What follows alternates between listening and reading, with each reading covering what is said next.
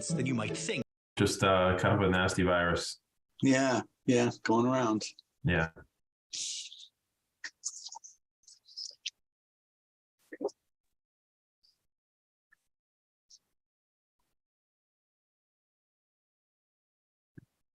There is Mr. Craig. There's Morning, Mr. Craig. Sam. Morning, Sam. Good morning. Good morning. Morning, Maria. Maria. Good morning. Morning, Andy.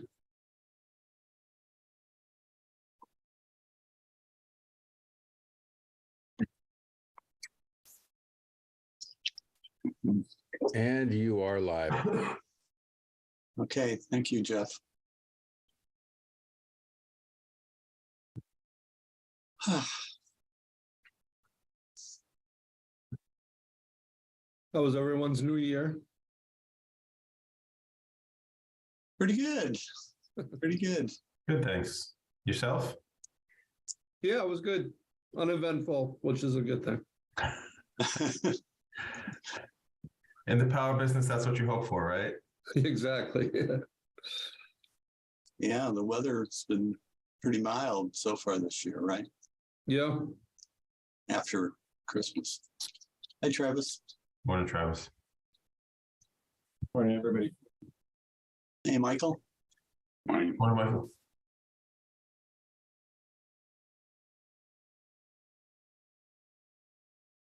Morning, everyone. Morning, Dave. Dave. Hey, David.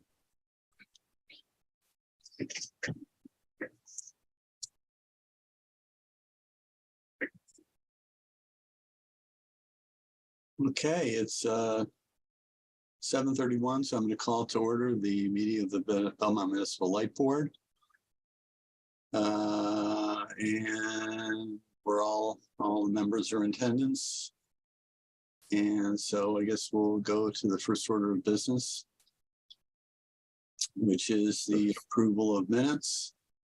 And the first minutes to be considered are those from December 14th, 2022 regular session.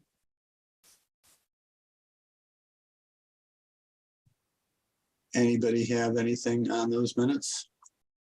I had a couple items, but they weren't especially substantive. And I get a chance to mark them up ahead of time. So maybe I can just note them now.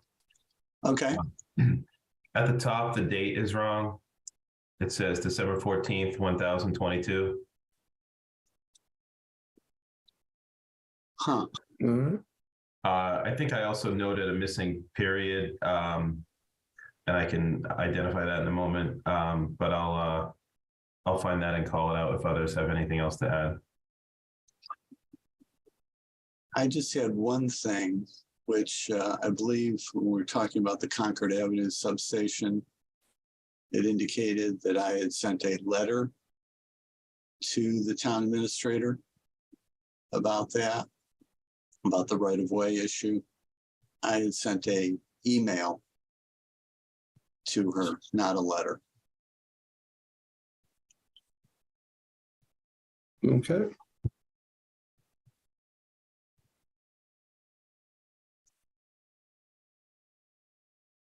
We can make those changes.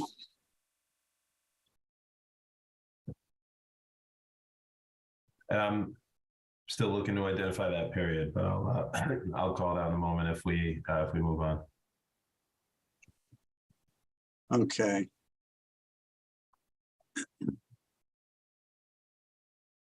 I think we could probably go ahead, Andy, and approve the minutes, and you can still, let us know where if that period shows up or doesn't show up.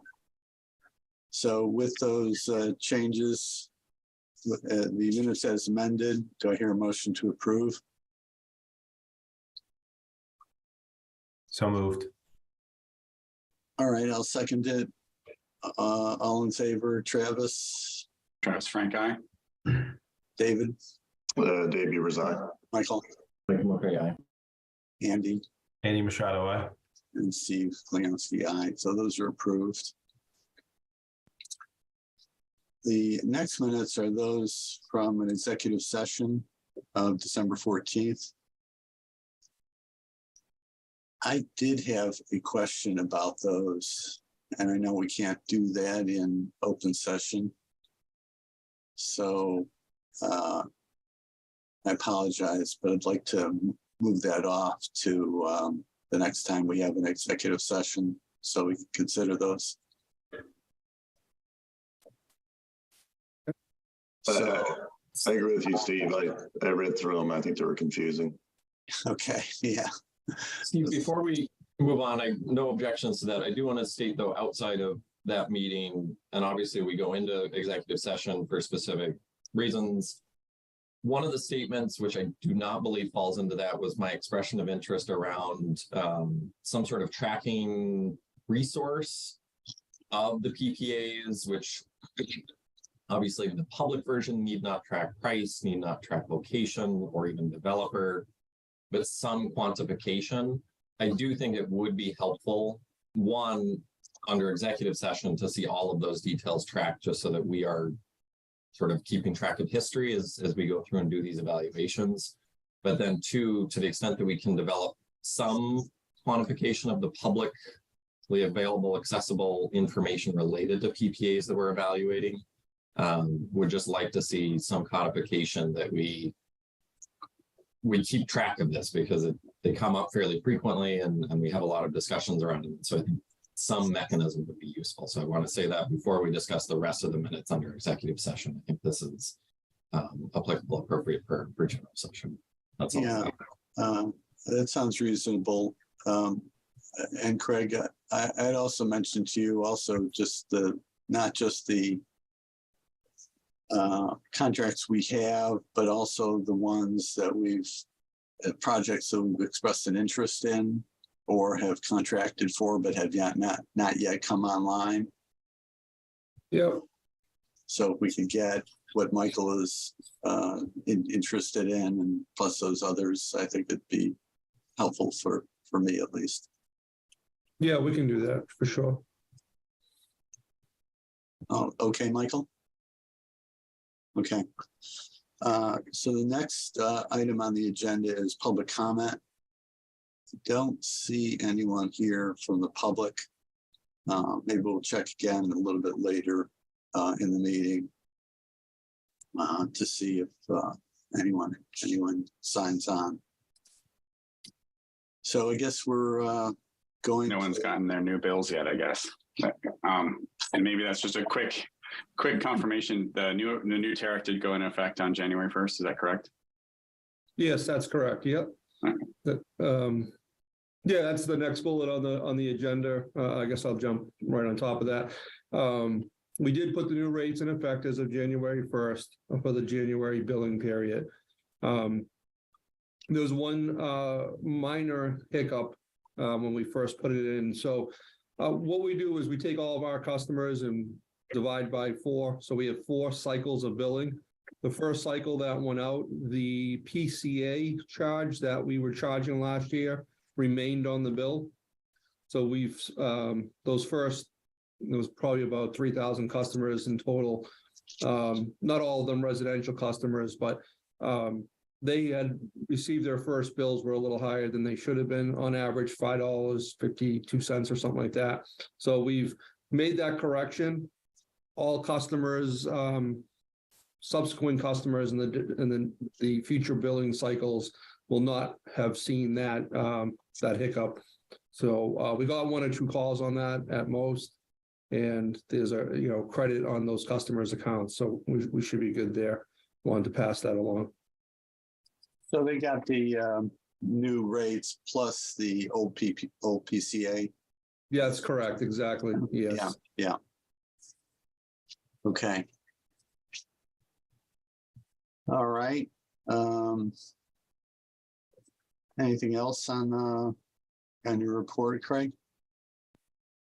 Can I ask Craig a clarifying question? Sure. So if the rates kicked in January 1, I would expect the first bills to be out around February 7th with the new rates. But it sounds like some people are already charged the new rates. Yeah, so we have the system that we use, and I think it's pretty much all the billing systems. They don't go off of a day. It's a billing cycle.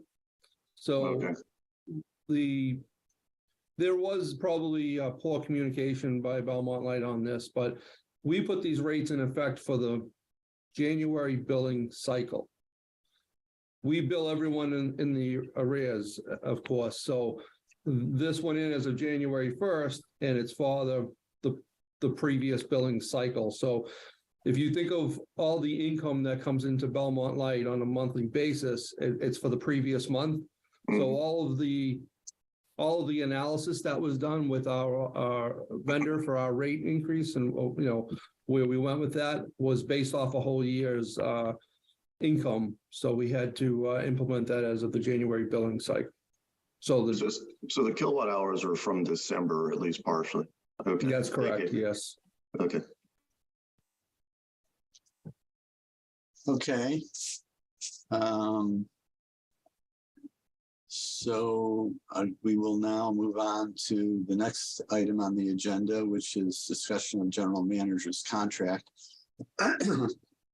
Not really discussion of the contract items per se, but the contract provides that should Craig wish to continue on as general manager, he will inform the light board. He has done so, and now it is our obligation to decide whether or not to also have him continue or enter into contract negotiations to continue as general manager. And I'm certainly in favor of that, but now there's a time for others to opine on that. Is everybody in favor of that, or everybody's nodding yes? All right. Thank you. Steve, can I just ask, what's the term on this? Is this annual or how's that work? I don't know if I caught that. It's 3 years. Great, thank you. 3-year contracts, and I think that's what we would do going forward as well. So I'd be happy to work on that contract with Craig, but if others would want to jump in on that, that's fine too. I don't see anybody. Steve, I'm not volunteering, so let's make sure that. Wait, I thought I saw your eyebrow twitch there. What is our timing here? When do we need to wrap this up and Craig and us sign the? Well, we've haven't jumped on this quite as quickly as I think the contract language might have asked us to. But the contract is up as of April 1st. But should we not be able to finalize it by then, there is a provision for a 90-day extension. Yeah, Steve, if I could jump in, actually, my contract expires July 13th is the last day. So what it was is in the contract is language that states either the GM or the board between a 12-month to 6-month before the expiration of the contract has to show an expression of interest if they want to continue. Without that expression of interest, then it's taking as a resignation, if you will. So we actually do have till July to put in place a new contract. What Steve's referring to in the language of that clause, if you will, it does say April, which I believe was a mistake from previous contract, but we can work together whether it be April or July. I'm not over concerned about that date. So, but by the end of July, if there is not a new contract in place, as Steve had mentioned, there's an automatic 90-day extension if we're actively engaged in contract negotiations. Okay. All right. So that's better, I guess, in terms of giving us more time. I'm not sure how much time we'll need. I think normally we'd also probably lean on the town a little bit, human resource director to, perhaps weigh in on maybe some elements, but I'm not sure, Craig. I don't think there is a human resource. I think there's a rent-a-director right now for the town. The town has lost a lot of personnel, and human resources, I think, is one of those. Yeah. Anyway, I'll work with you if that's okay, Craig, and maybe bring in others. Oh, I'm sorry, Travis and Andy, got your hands up? Yeah, well, I was going to ask what resources do we as a board have, like from HR and comps and stuff like that, and any other standard guidance that can help us. I was just curious if Shana left, but do we have town? We can lean on the town a little bit. Yeah, so I think today, Patrice Garvin, the town administrator, is the acting HR director. I did just see a notice come out that Mitch, who's in her office, and I apologize, his last name's escaping me right now. He's the new HR generalist that they just hired, so I can reach out to them and get them looped in. As you may expect, I do have some resources on comps and such that I can bring forward as well. So that'll be the easy part of it. I think we'll be fine there. Andy? Steve, I was just going to say that I'm happy to support in some capacity if I can help. I am also on an expiring term.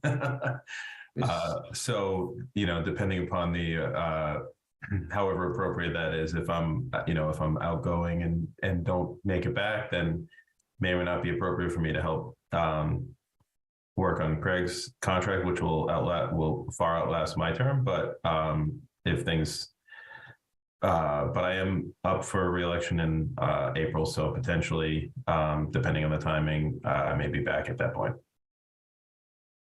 Has anyone else pulled papers, Andy, for the position? Do you know? At the time that I pulled them, no, but I have not circled back to the clerk to check. Okay. That's great. So we'll go forward on that basis, Craig, and we'll get something done. I think hopefully a lot of the terms are not something which need a lot of discussion, that they've been hammered out before. So hopefully we'll be able to go forward fairly readily with that. Yeah, I would expect it'll be a pretty straightforward conversation, because as you just said, a lot of the terms are already established. It's just some minor updates, I think. So, but I am happy to hear, Andy, that you're interested in rerunning. So that's good news. Thank you. I'm happy to hear you're interested in. Yeah, just to be clear, it's on either side. The board could also have sent out that notice as well, but I was happy to do it as well. So. Okay. I still don't see anybody from the outside having signed on, so we'll move forward to the to the financials. 2023 budget review, and I believe that's going to be Maria. Good morning, everyone. Let me Good morning. just share my screen with the package I sent you. I don't know, Craig, do you want to do like an intro or something, or are you okay with? Yeah, Maria, I'm okay. You can jump right Sure. into it. Just double checking that you can see my screen with the budget on it. All right. So presented to your attention was like a 50 plus pages document, which includes all our projections for 2023. It's more or less standard package we're preparing for the, I would say, 4th or 5th year in a row, and it includes different schedules. So what I typically do, and it's just like a couple words, and then we'll go like schedule by schedule, and I would be open to any kind of questions. But what I typically do, I just see, I project what would be our sales. We see what would be our purchase power costs. We see how our operating and maintenance expenses might change based on our activities during the year, expected changes in activities. and other projects which are in the pipe. We're looking into our DSM programs more specifically because it's important for us as a town, and community is usually interested in it.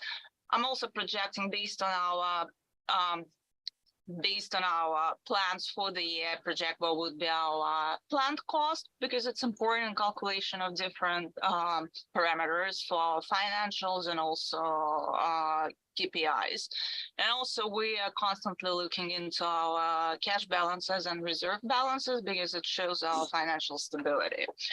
So moving to the just intro and the first schedule. The first schedule you can see, schedule number 1 is income and expense statement. It's aligned with the our financial reports I present to you quarterly. It just has some other information, and it's our projection, as I said. So what we were looking into, as I already mentioned, we were looking into our forecasted purchase power cost and like power purchases in megawatt hours, and our sales are driven by our load, as we know. There are certain losses we incorporate, we analyze our previous year's losses and incorporate into our model. So current year is projected at 132,000 with some change of megawatt hours, which is a little bit over than a % increase comparing to preliminary actuals of 2022. Another statement I wanted to make, our sales and kilowatt hour sales for 2022 most probably are final numbers, but until I'm audited, I cannot call them final numbers. Excuse me, Maria. Andy has his hand up, and this is a question. Do you want to take questions during the presentation? It's up to you. I can stop and then and talk about it at any. Okay. Yeah. Maria, thanks. Sorry to interrupt. Just while you were on the page, I wanted to quickly ask, and it's okay if you don't have the answer, Andy. Do you know where the 1.28% increase comes from? Is that, how that's derived? Or where that's sourced from? No, yes. So I have purchased power costs and I have projected load for the next year, which comes from E&E. It's a combination of E&E projections and also our projected solar credits. So it's a total. And then I'm just taking it as a basis and comparing it to either average or preliminary year. It depends on, what number I'm analyzing. It's just very visual here in this table that our load is very flat lately. Yeah, I was just going to say, Maria, if I could just jump in. So we work with E&E pretty closely, as you know, and we will feed to E&E load projections that we see coming online. So this year we have the middle school as part of the middle and high school project. There's some added load coming on there. So that goes into that formula a little bit. What we see for customers that have expressed interest with whether it be heat pumps or, other DERs or electrification of their equipment. So things like that all kind of get thrown into this. Any large construction projects that the town may be looking forward to coming in the coming year. There's not a lot of that right now, but it's kind of that type of projection. Perfect. Thank you so much. All right, I'll go further. I'm sorry. So for sales, as I mentioned, we're taking, I see doesn't look, for some reason doesn't look good. Anyway, for sales, we're taking our projected load. We adjusted to expected loss factor, which is also an analysis of all prior years' load and sales. And we take an average percentage and try to stay conservative. And 5% is a typical industry-wide loss factor as well. So we just like for this particular year, I knew that there'll be change in behavior for like street lights because we fully converted to LEDs right now, and we know that consumption will go down significantly.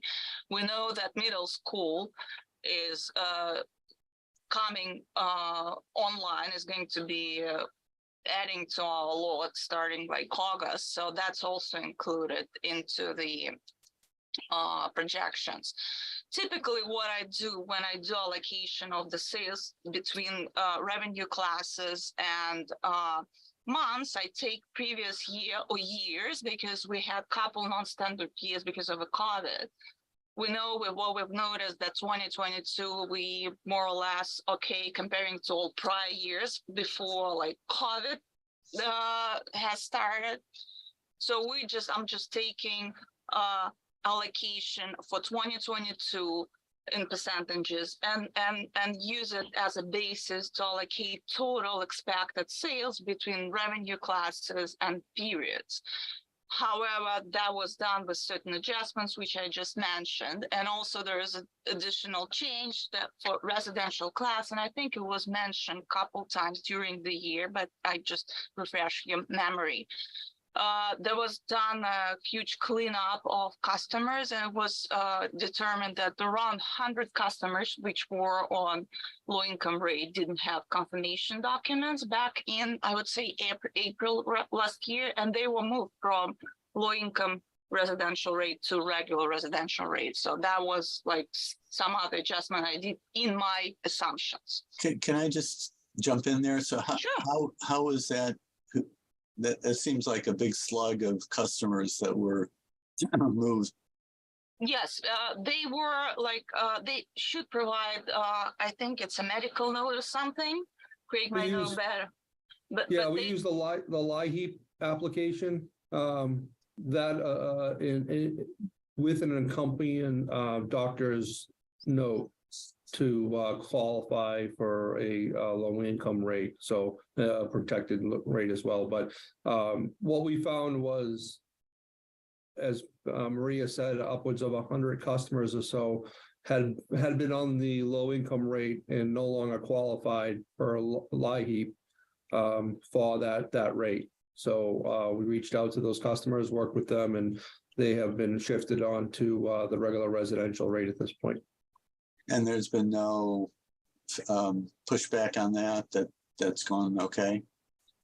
Yeah, as that started, in April, and we had no real issues. Most people that were placed on rate A understood that they belonged on that rate in the first place, and they had no real issues with going on to that rate.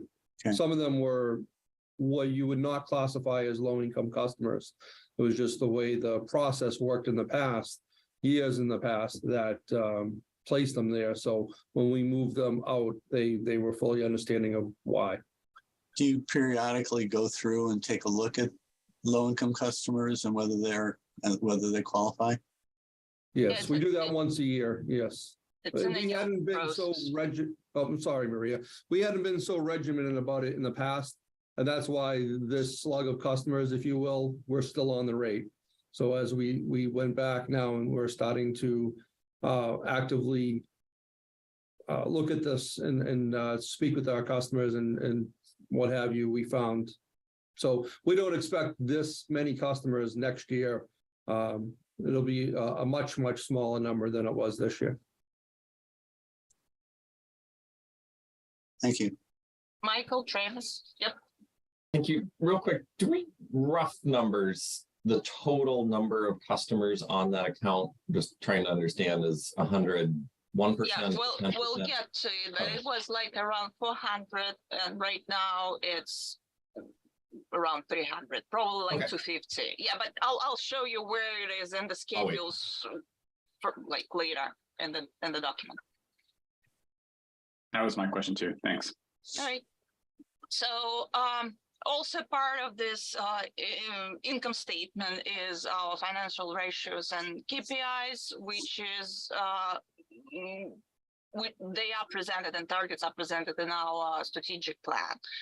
So I'm not going to go through this. I have a question here, Sure. and I'm trying to find it, but I did go far enough back into our slides around the rate change discussion. But the 2.55% for the DPU rate of return Mhm. seems low given the fact that we just passed a rate increase. I thought we were aiming for closer to 4. So maybe I misunderstand that, but do I have the right expectation that it should be closer to 4? That's what was in the model. But it also is, you understand that when we were preparing the model, there were a little bit different numbers comparing to what I have in the budget. And assumptions were a little bit different because what the rate of return, it's how it is calculated. It's operating income less principal payment divided by planned cost. And planned cost projected for the model was a little bit lower than what I project right now. Do we meet it in the end of the year? It's a question mark. I don't know. I don't have an answer because we plan certain things in the beginning and the end of the previous year. And sometimes, goals switch and everything for capitalization and stuff like that. But 255 is more or less like average percentage, 2 to 3 what we typically had before. And you can see it on this schedule. It's second page. You can see like percentages for prior years. So yes, in 18 it was 4.8, but Maria? typically it's been. I thought you had explained to me that the return really was around 4.7%, but then after the pilot payment and payment of debt principal, that it was reduced to 2.55, so that really we were tracking what we expected when we raised rates. Is that correct? Yes. So like DPU formula says, reduce your income before contributions and transfers by the amount of debt repayment and divided by the planned cost. And that's the percentage. If you simply divide the income before contributions and transfers, and that's, I believe, what was done in the model when Mayhew showed the expected percentages, he just didn't reduce this amount by amount of principal payment.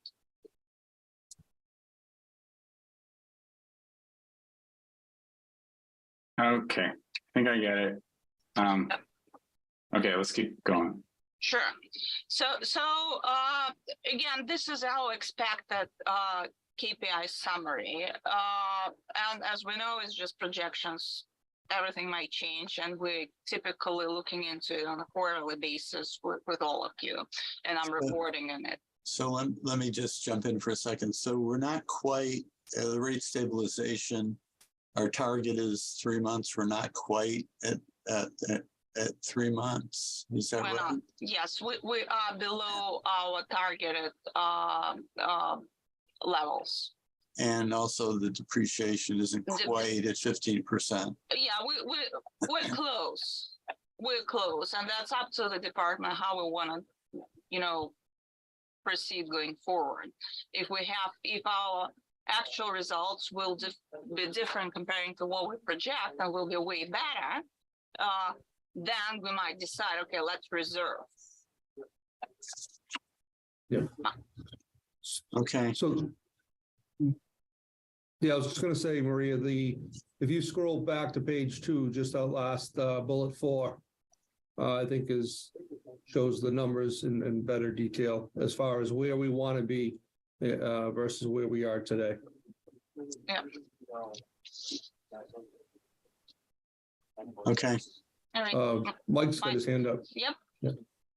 Very briefly, just to speed up looking at this in future reviews, would it be possible on the table that is on what my document is page 3, the KPI, yes, to just add another column of what the KPI target is? It's in the text on the page, but I can't even going back and forth. Yeah, absolutely. Let me just make a note. I can't even Small update priority, it. but yeah. Yeah, I can't even update it for like, I consider this to be a final version, but I can easily update it. Okay. All right, so let's move on. This is the first schedule, which is income and expense statement. It combines all the details we'll be discussing later, but it just shows what our expected sales by revenue class and total revenues, what are our purchase power costs, what are operations and maintenance costs, what is our expected depreciation expense. There are also non-operating revenues and expenses, which include grants and interest income. And in this case, it's a loss based on what I observed this year. And you probably know the market situation as well. And also interest payment, bond interest payment, as well as it shows our how much we would have to pay as our debt repayment and also pilot payment for the next year. And this page, the summary of it, you saw in the previous, in the write-up in the note. So each of these lines has details going forward, and I suggest I'll just move to the next schedules, and if there are questions, we can discuss later. So the next schedule is revenues, and as I talk about it, like we use certain assumptions, we used our load as a basis to calculate annual sales, and then it was spread allocated between revenue classes and periods based on the percentages with some adjustments which we discussed already. So you can see that our estimated 2022 sales is 124, almost 125 thousand megawatt hours, and projected sales for 2023 is 12600 megawatt hours. And there is a slight difference between average and prior periods. There is a long description, and I don't know if it makes sense for me to go through this description right now, but there's a long description of comparison and what we were using as assumptions and what was done and what are the difference and why this difference I incorporated into these projections.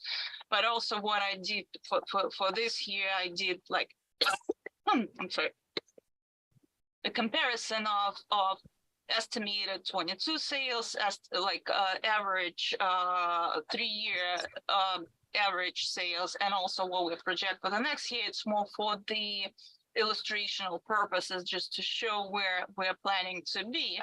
Simple example is street lighting, which I already mentioned. Like we estimate that the sales will be 246,000 kilowatt hours, which is 65, almost 66% less than 3 years average and 41% less than 2022 estimated sales. It's one of the examples. So what I do for my model, I take existing rates, I take the kilowatt allocation between revenue classes, and calculate expected revenues by revenue class by period. And that's what it makes to the model and sums up as a total number for the year. Maria, just going back to that, so you have as a rate class municipal E, that means the municipal customers who are on rate E, but not all the rate E? No, it's large municipals. It's large municipals. We have, so this is regular E, industrial, and this is just 2 type of municipals. Okay, so it's a large municipal rate. Yes, okay. Yeah, it might need to be fixed here as well, because it was like last minute addition.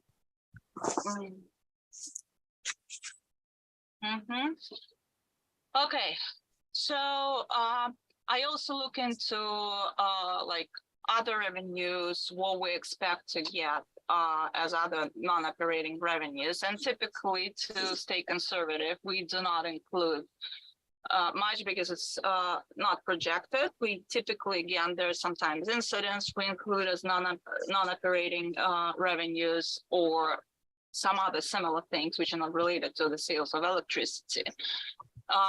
Typically, for the purposes of the budget, I only include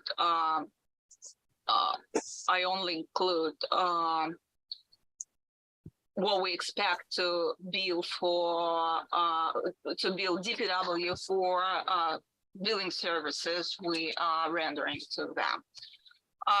Other revenues, though, include different type of expenses, including credits we're giving for DSM programs, and also trying to talk quickly and I forget words. I'm sorry. And some other programs. I'll show you on the I'll show you on the schedule. So this is the total for the sales of electricity. And you can see that again, similar to all other schedules, we show 5-year preliminary actual data or estimates for prior year, and also what we budget. And for certain schedules where it makes sense, I also add 5-year averages. So for the purposes of the budget, like one other thing which I wanted to mention, it was in the write-up though, that time of use, because time of use was a pilot 1-year program, I do not project separately for it, but it was developed that it is revenue neutral. David? Dave? Oh, thank you. Maria, I was getting back to something on the prior page, the PCA over collection. Yep. So I guess since we're having over collection, that means, some of our projections when we set the rates might have been a little bit high. Is that what's going on? It was projected that there potentially might be some of a collection when we did the model, but because we tried to create rates for a number of years to cover all our expenses, that was projected. And the other thing, we were discussing it during all our rate discussions. So if there is an over collection, because our rate stabilization fund is below the goal, we might use, in case if there's an actual over collection based on what we'll see, is it's so weather dependent, everything might happen. We'll just reserve this amount and keep it added to our rate stabilization fund. And that's what was done for the purposes of this budget. Okay, so how does that impact the 2.55% rate of return? Is that part of the rate of return, or is that outside? No, of it? it's outside of it. It's That's a part of, okay. yeah, it's, we collect this amount and then we transfer this amount to rate stabilization fund. What happens is the balance changes, and when we calculate, okay, we have our goals, right? So we say our rate stabilization fund goal is 3 months of purchase power costs. We know, okay, our projected power cost like 17 million for 2023. So 1/4 of it is 4.6, I believe. So we need to see where we are, and our current balance is X, and we'll get to rate stabilization fund a little later, but that's what it is. Okay. Thank you. So it doesn't impact the 2.55? No, it does not. Okay, thank you.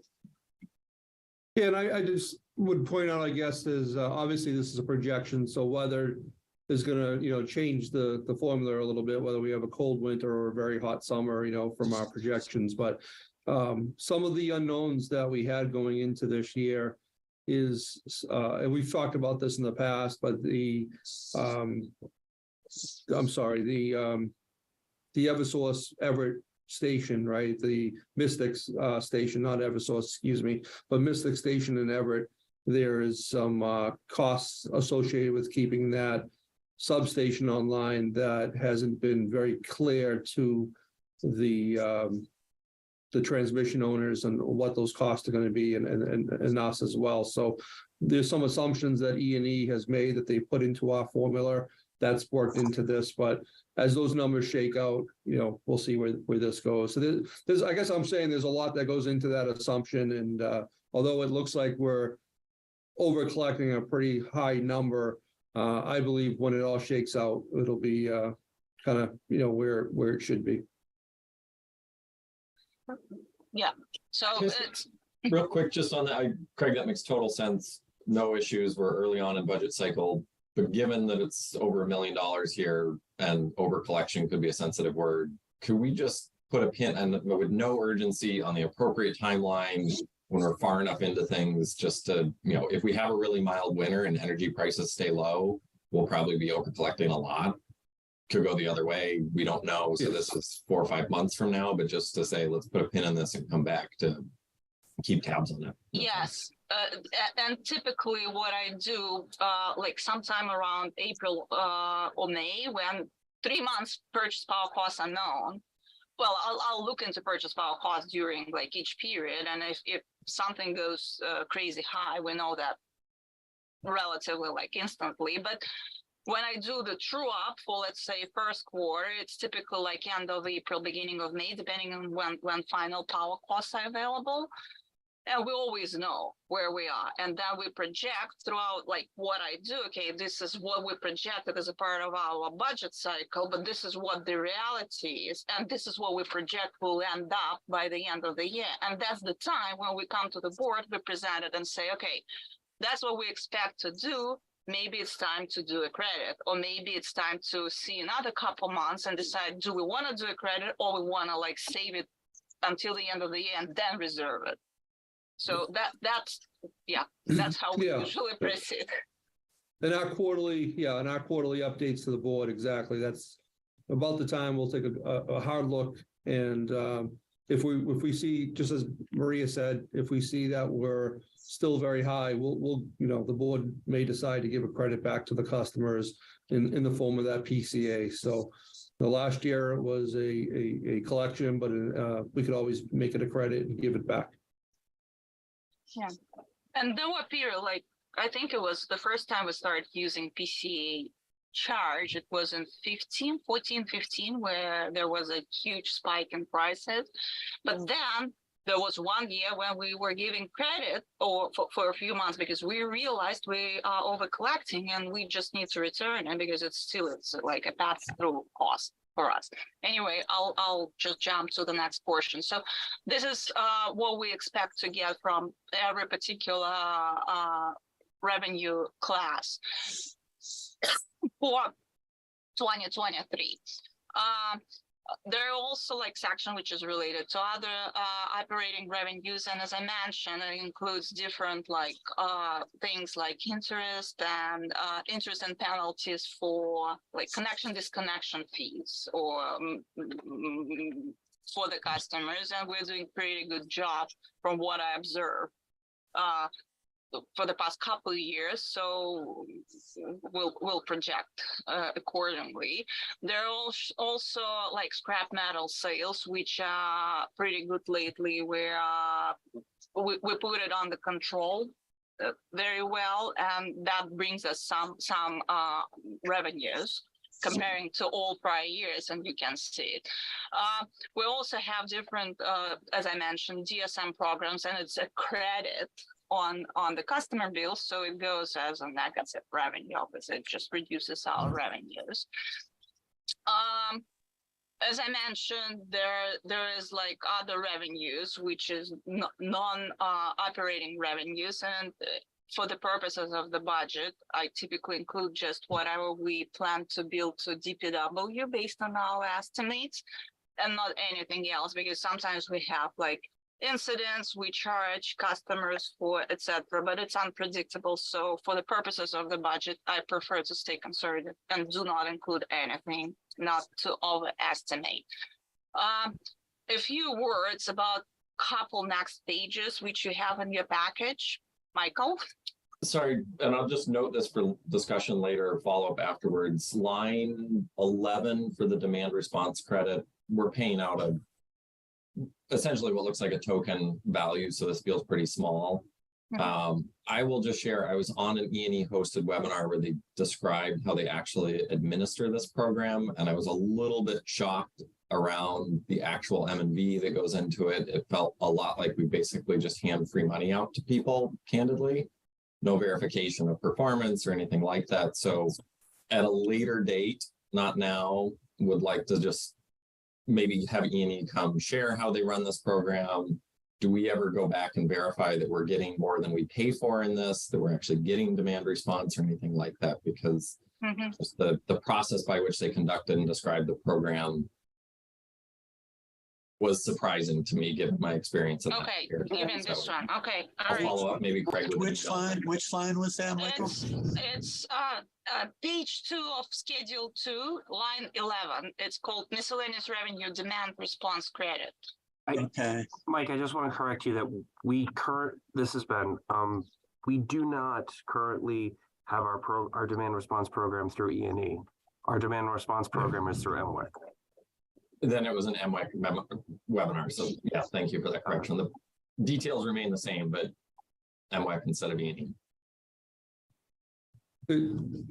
Yeah, I think maybe as early as our February meeting, we were going to bring forward our DSM programs and that conversation all around them. So I think that would be the appropriate time to kind of look at that and talk, in depth about that. So. okay, let's move on, Maria. I know Sure. we've got a lot to get through. Yeah, so just couple words, next schedules, you'll see it's supporting schedules I'm using to calculate summary revenues I receive for every particular revenue class. I just want to guide you through this if you're interested, just to see, but I'm not going to talk a lot about it. So this is just our rate schedules page, I would say it's page 12, 13. Then I have estimates on the customer, on the total megawatt hour purchases, what is our expected solar to be, what is total purchases, losses, and then projected sales, as we were discussing already. Then customers, and that's back to the question about low income customers. So you can see it's 260 on average. So what I do, I analyze average customers for the prior period and use it as a flat number for the whole year, because we don't know where we're going to be like month by month. Also it shows so it's just customers, what we charge for private lighting.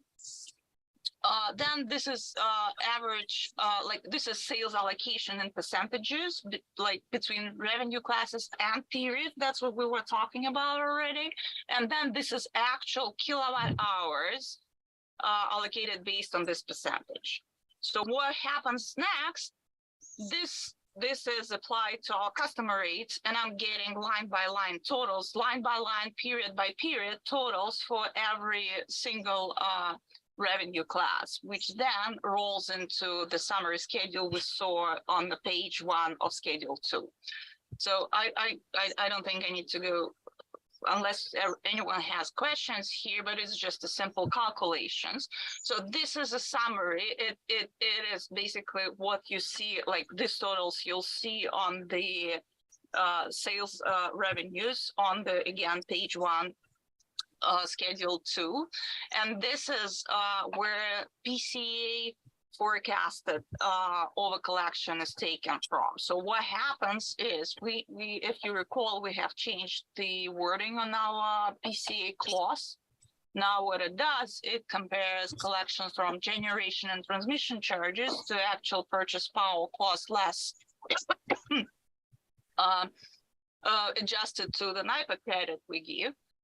And then it compares whether it's over or under collection. So all I do here, I simply take whatever my model calculates and plug it in, and whatever our purchase policy is going to be. And that's where this number 1.1 million comes from.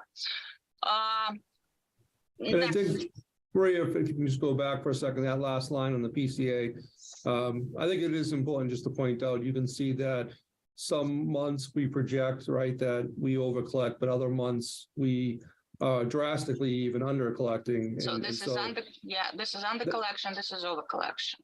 Yeah, so that's why at the end of the year, you kind of shake out where you shake out, but we watch it as we go along, as we said earlier, and we try to make adjustments. Sometimes, as you can see, we expect to under collect through the winter months and kind of make that up come in the hotter months where our load peaks. So it's a difficult decision, if you will, when to institute a credit versus not, because you just don't know what's going to happen with the weather, and you don't want to give too much back and then have to collect it back again, right? So sometimes if we project and I agree, 1.1 is a high number. So if we project something that's more reasonable over collection, the easier decision, because it still benefits the customer, is to put it in the rate stabilization fund, build that up, and then as we hit these one-time charges or things that have happened, we can then pull from that so that it's a pass through to the customer that they don't see. It's an even, much even keel type of collection.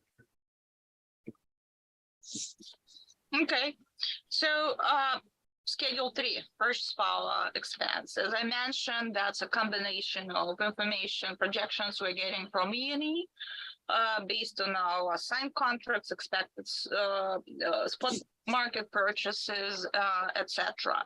And that's the cost we're using for the for the budget. So it has different type of analysis, which we typically put into purchase power projections. So you can see, I would say that probably is very, again, illustrative. That I'm sorry. So if you look into purchase power cost projections by category, you can see that energy is 53%, and then there's also fixed and ancillary costs, which is 6% of the total budget. Capacity is 10%, transmission 23%, and RECs 8%.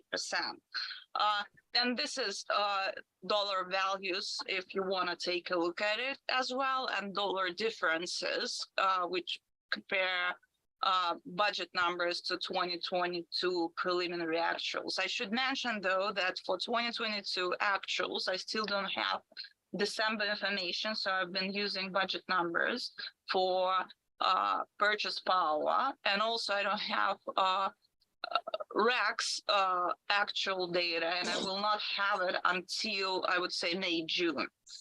As you know, so there is a certain delay, and we usually accrue based either on the budget or if market changes based on what we expect the cost of RECs would be. So that's what it is. What it comes in the end.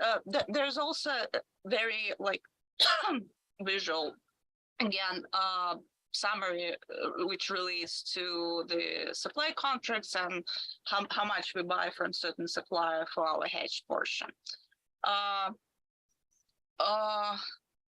Just want to probably move to just the schedule, which shows the different, the total of our expected purchase power costs and the split between certain GL lines for clients.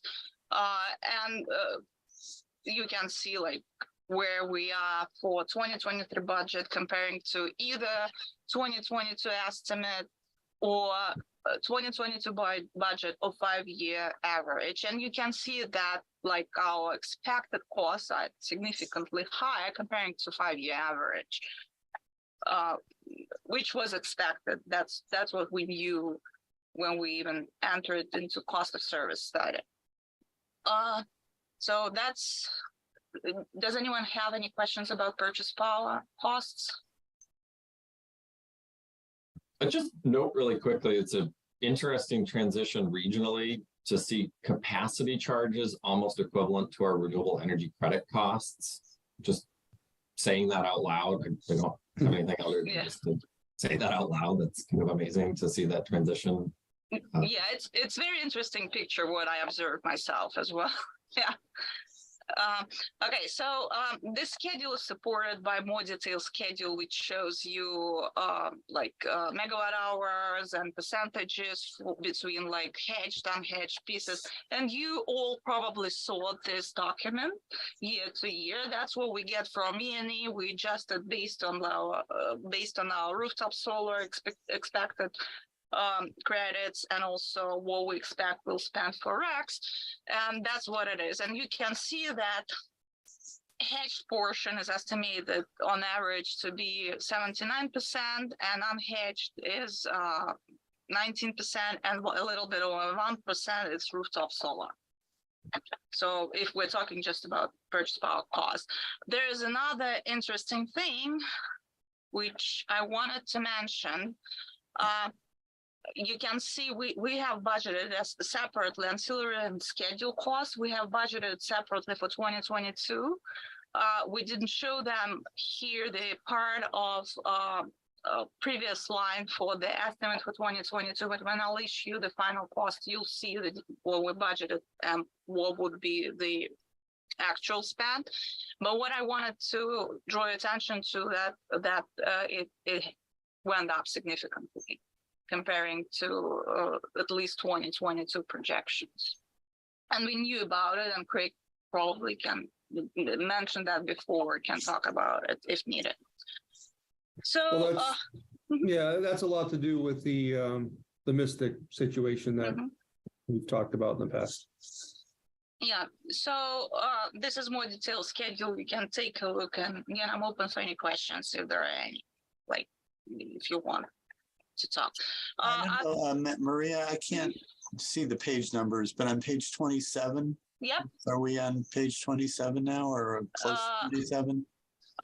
It is number 27, or it's not All right. Well, let me just ask. Let me tell you what it was. I think there was a mention of a head count up 2 to 30 filled and 9 vacant, compared to 33 filled and 4 vacant in 2022. Yep. I just wasn't quite sure. Maybe Craig or you, Maria, could speak to that briefly. Okay. Yeah, we didn't come to it. I was about to start talking about going down. Okay. Yeah.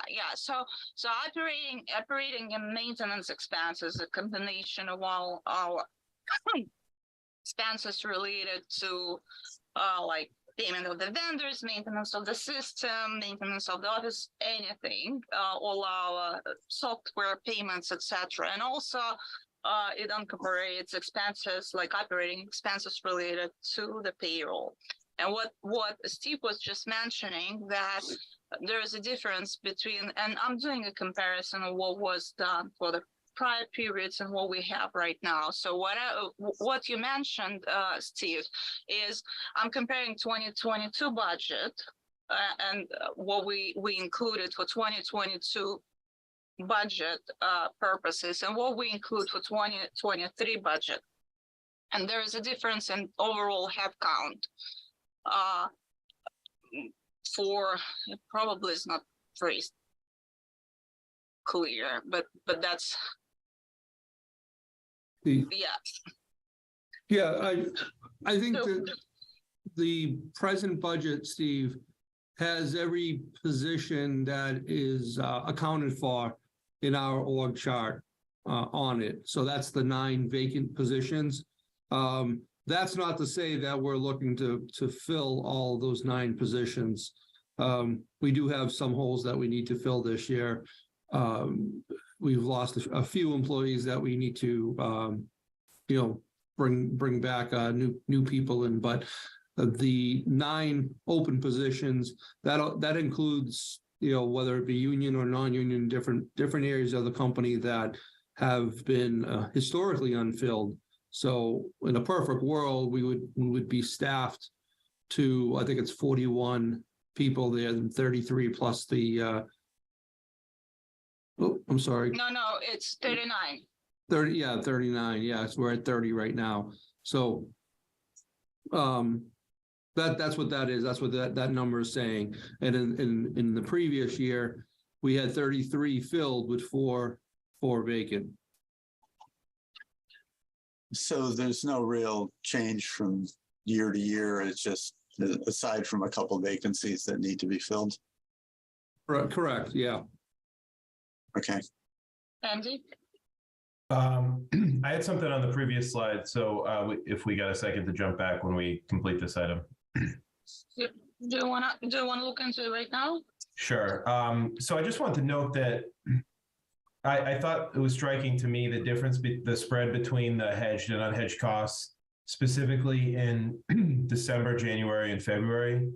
So, you know, if you look at January 22, $82 hedge cost versus $205 unhedged, that to me speaks to the the procurement policy and how, you know, we can dial in the forecasted load for that period and revisit what our hedge policy is. You know, I think that's where we can really make some, you know, improve upon the existing policy. I think it's really 3 months out of the year that we need to nail to have some dividends. Thank you. All right. Okay.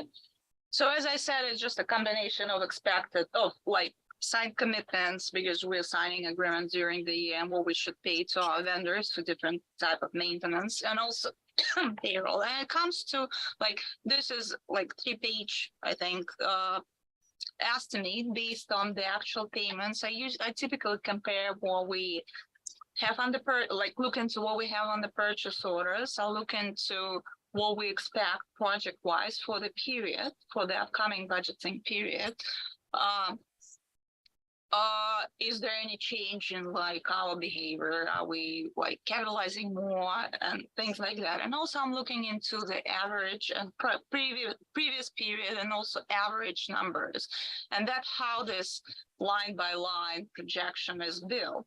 And typically it is our manual for the year to see, you know, what it is. I mean, for accounts payable at least.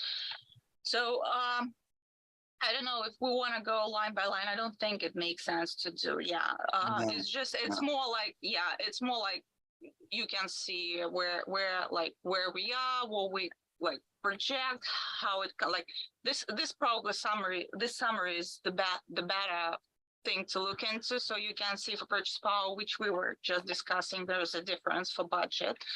For operations, there's also a difference, and we know it caused by increased cost of materials. There's a significant change in supply chain costs. And overall, yes, there is a difference, but it's a combination of a couple things. It's a combination of increased purchase power costs, a little elevated operations costs, and also increased depreciation. And depreciation is just 3% of our power plant. And because we are we're capitalizing, we're going through the project, our plant cost is going up, and eventually, as a result, our depreciation cost goes up. So that's what it is. A part of these expenses is also our conservation expenses or DSM program related expenses.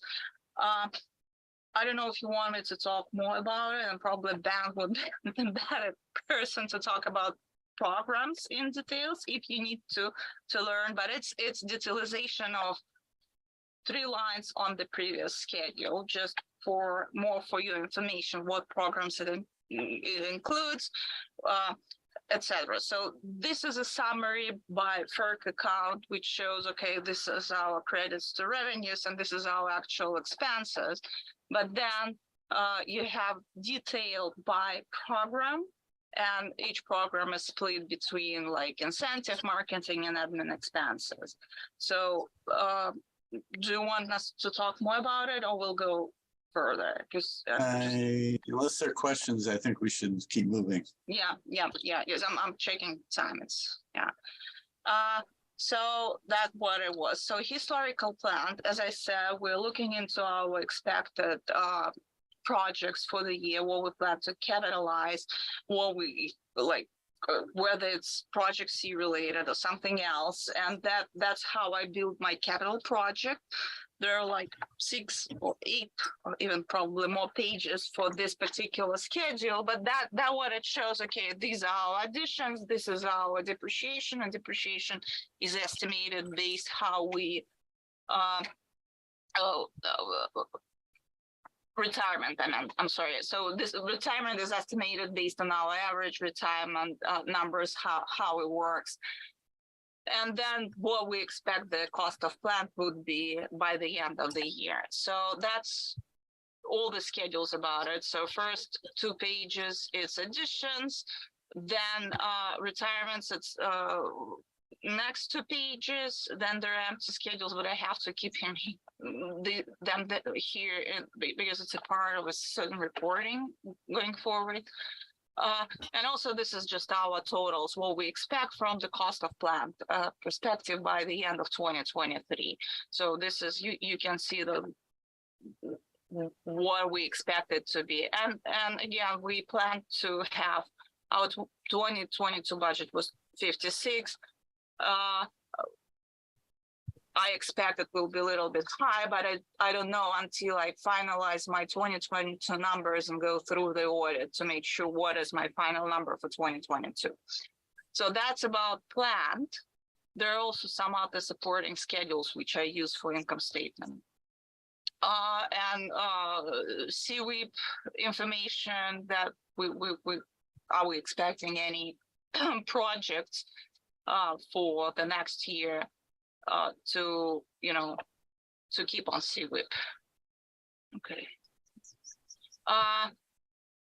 Schedule 7 is cash and reserves. We talked about it a little bit before. It just has a little bit more information, a little bit more details related to cash and reserves with the expected balances on certain accounts. I don't know, it probably doesn't make sense to talk about it in more details, but again, it talks about PCA that we plan to reserve it, and it will increase our rate stabilization fund budget. And you can see it, I'm sorry, let me just see where it is. It is here, yeah. So you can see this line, cash from rate stabilization. So estimated balance for 2022 is 2.5 million, and with this 1.1 transfer, it will go up to 3.6. We also keep rate stabilization fund at MWEC, and it totals to 2.8 months of purchase power expenses. So I guess that's it. If anyone has any questions, I would be happy to answer, or you can, if not right now, I'm available on my email. Thank you, Maria. I would just say too, I'm sorry if I could just add, Steve, this budget, obviously, well, not obviously, but for this particular board is probably the first time we've really run through the extent of our budget and what we go through to project our budget. So what I would say is if the board, any of the board members see or have any feelings about what they want to see or not want to see kind of moving forward, just let us know that so that we can make this more amenable to the current board as opposed to previous boards. But as you can see, there's a lot here. It's a pretty deep dive. So I think there's all the information and then some you could possibly want. So I know it's a lot to go through all at once, but something to think about as you go through it. Michael? First, Maria, thank you so much for running through this. That was a very clear presentation of a lot of complicated data. So thank you, as always, for your patience with us. Would it be possible to get and it can just be a flat version, doesn't need to have any other, Schedule 3, the power supply expense detail that Andy had asked about that includes the hedged and unhedged values? I would be interested in just having a copy of that. It leads into, I think, what is our next conversation around power supply. I don't need it for anything other than just sort of playing around with our percentages of different months. So happy to have a very limited snapshot of that if we want to keep it more restricted or whatever is available to share, but would be interested, and I think that could help guide them. So we can follow up with that later, however the right details are, but to the extent other members of the board might also be interested in the Excel version of that table, wanted to say it out loud instead of email. But thank you again, Maria. Thank you. Andy? Great, thank you. Maria, three things real quick. Maria, thank you so much. This was great. Number two, Mike, I definitely am on board that you read my mind regarding that schedule. And number three, something that I think I don't have as good a handle on, and that might be a good topic for a future meeting, and it could be just like walking through some of the items in a little more detail, is the capital work. Craig, I'm thinking just, like, I don't know enough about the Verizon pole installation or the Cushing, just having a quick rundown of like some of what those line items are, I think would be personally helpful.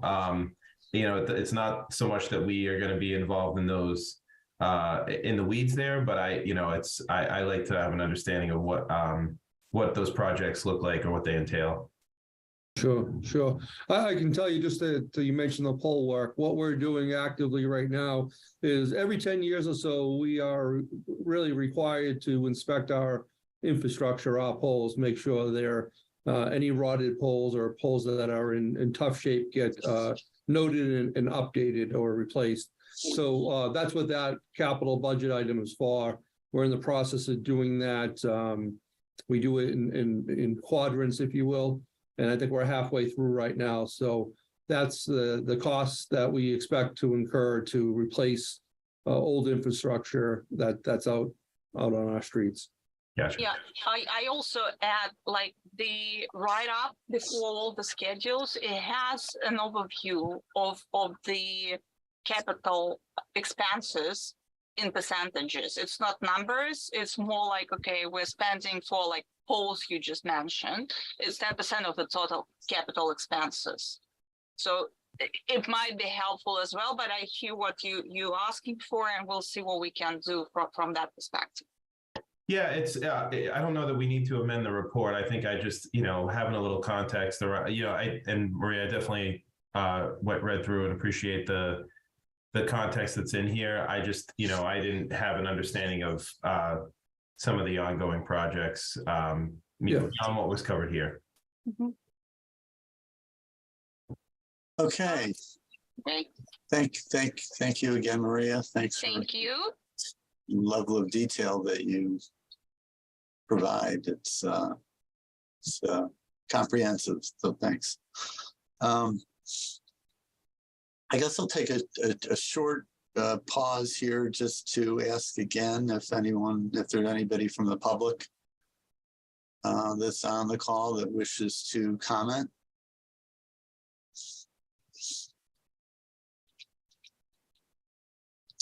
Hearing none, I guess we'll move on to power supply discussion. Craig and Dave and Michael, I know you all were had some edits or proposals for the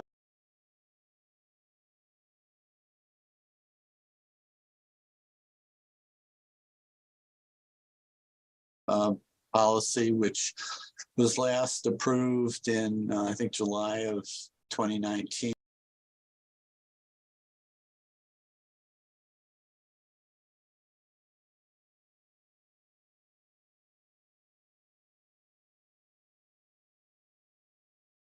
That was a product of the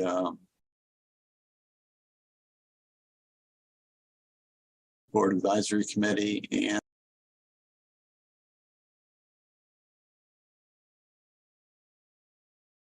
Roger Colton on that.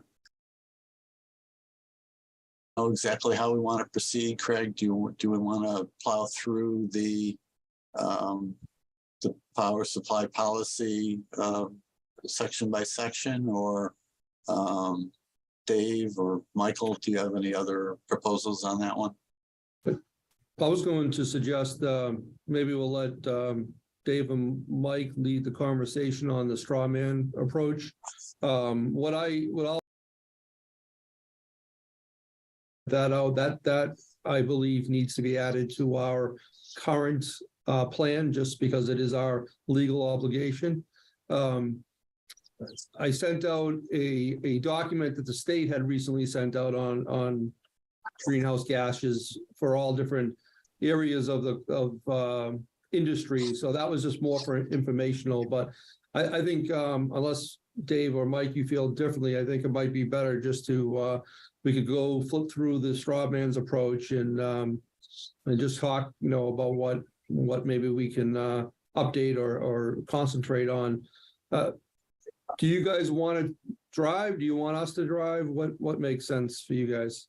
I think if you can drive, it might be better. Or Yeah. Let me just interrupt for a second also, just ask if anybody has a hard stop this morning. I do at for 10 o'clock. So if we could at least end a few minutes before 10 o'clock, that would be helpful. Okay, let's go. Good. And I will, Aiden, can you, when I say we, can you drive for us?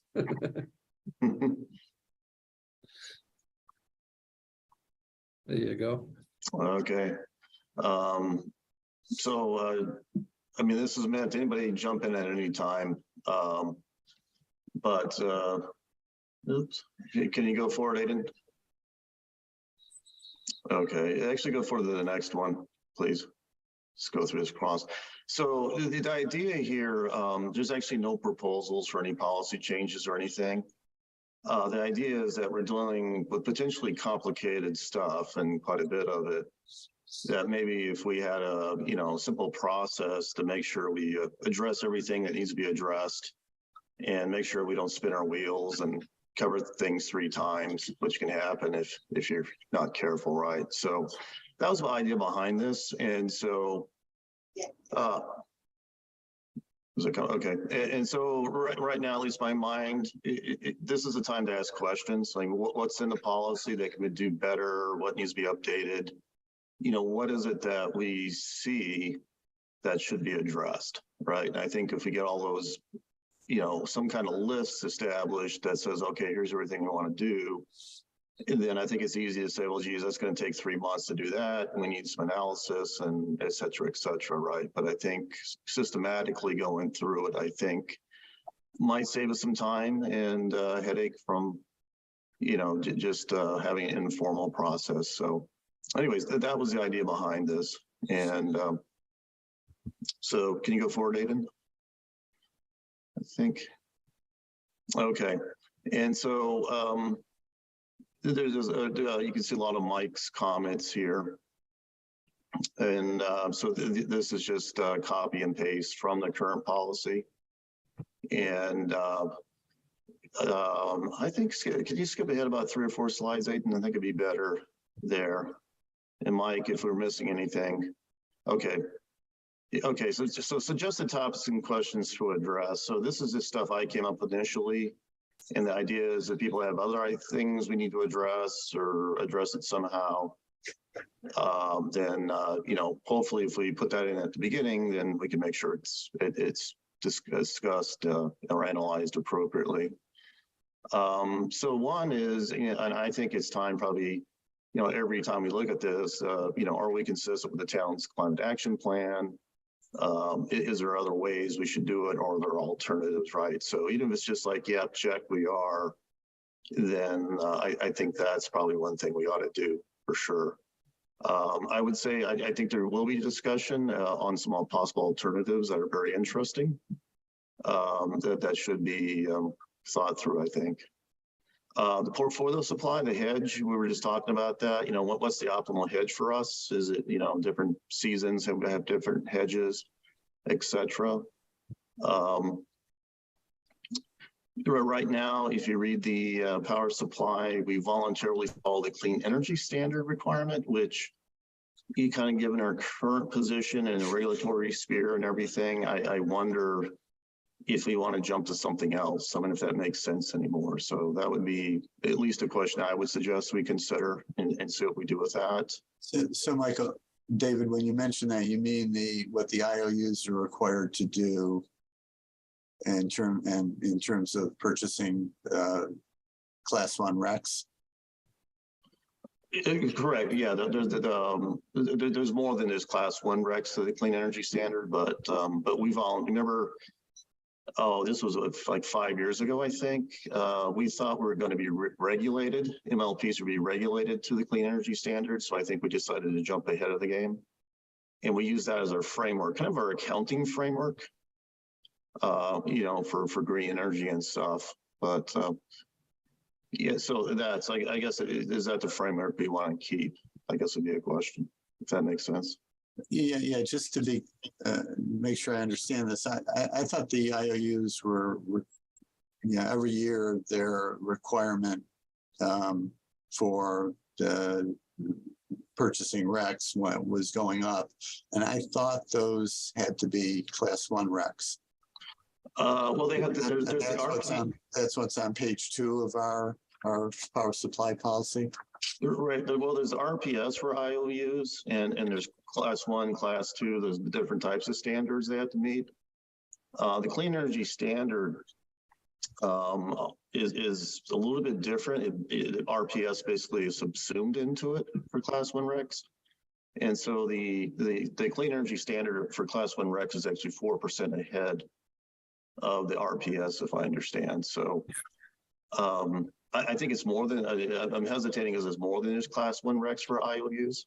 But I think we used it mainly for class 1 RECs for kind of a standard in how you treat hydro and things like that. So as I recall, anyways, I think it fit at the time. And so the question is, does it still fit, still work for us? Yeah, I'm concurring. I think we just use it as like, hey, and I think the idea that regulation may come to us, whatever policy, purchasing policy, especially because we're doing longer term contracts, should be, you know, hopefully compliant with whatever policy came our way. So we wanted to make sure our balance of qualifying RECs seemed reasonable as we signed contracts. Yeah, Dave, if it helps, should we throw up on the screen our present policy in the chart, that table that shows the percentages? Is that I think at this point, Craig, I mean, before jumping into detail, I was hoping we could just talk about, hey, what's the questions we want to ask, Okay. right?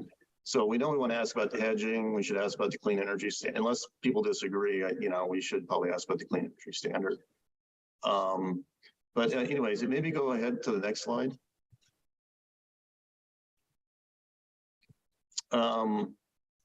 So when we talk about, you know, our portfolio, I know there's been questions in the past about class 1 versus class 2, and you know, is there a difference? Does it, you know, and what might that mean for us? So I think that, particularly, I see that maybe for a forum also, there might be some opinions out there in Belmont on the types of class 1 or class 2.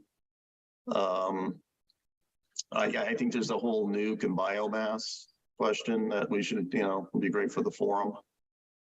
And then getting to, I know Michael's been talking about this, you know, maybe the idea of a benchmark or some kind of tool that helps us when deciding long-term contracts. And outside of that, I mean, there's some housekeeping that's needed, like remove references to LBAC and stuff. And next slide, last slide, Aiden. And I strongly believe we should have a public forum, particularly for the nuclear question, and maybe some other questions that come up. So anyways, this was hopefully just to be a framework for people to weigh in on things we should address in our power policy. And Michael, I skipped over all your notes, but you know, to the extent you have additional stuff you think we should address or how to address it, maybe I'll turn it over to you. Sure, thanks, Dave. And again, thank you for putting this together, because I think it does a whole bunch of work that we all need to focus on and think about and ask these questions. You've laid it out really well. Most of my comments, if not more than them, are all reflected in this document. Thanks for sending this one out.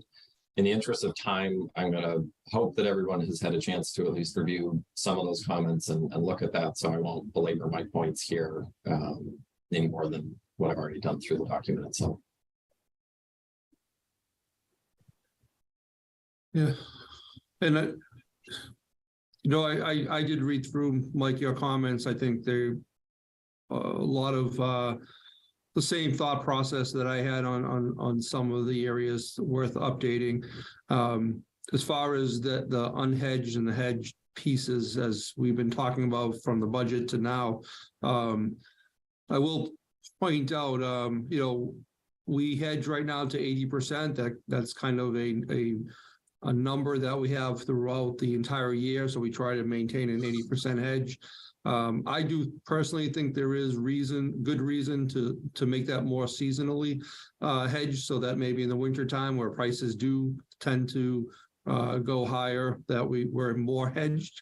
I think we have to get out in front of that so that we lock in a good price at a good time, as opposed to right before the season begins.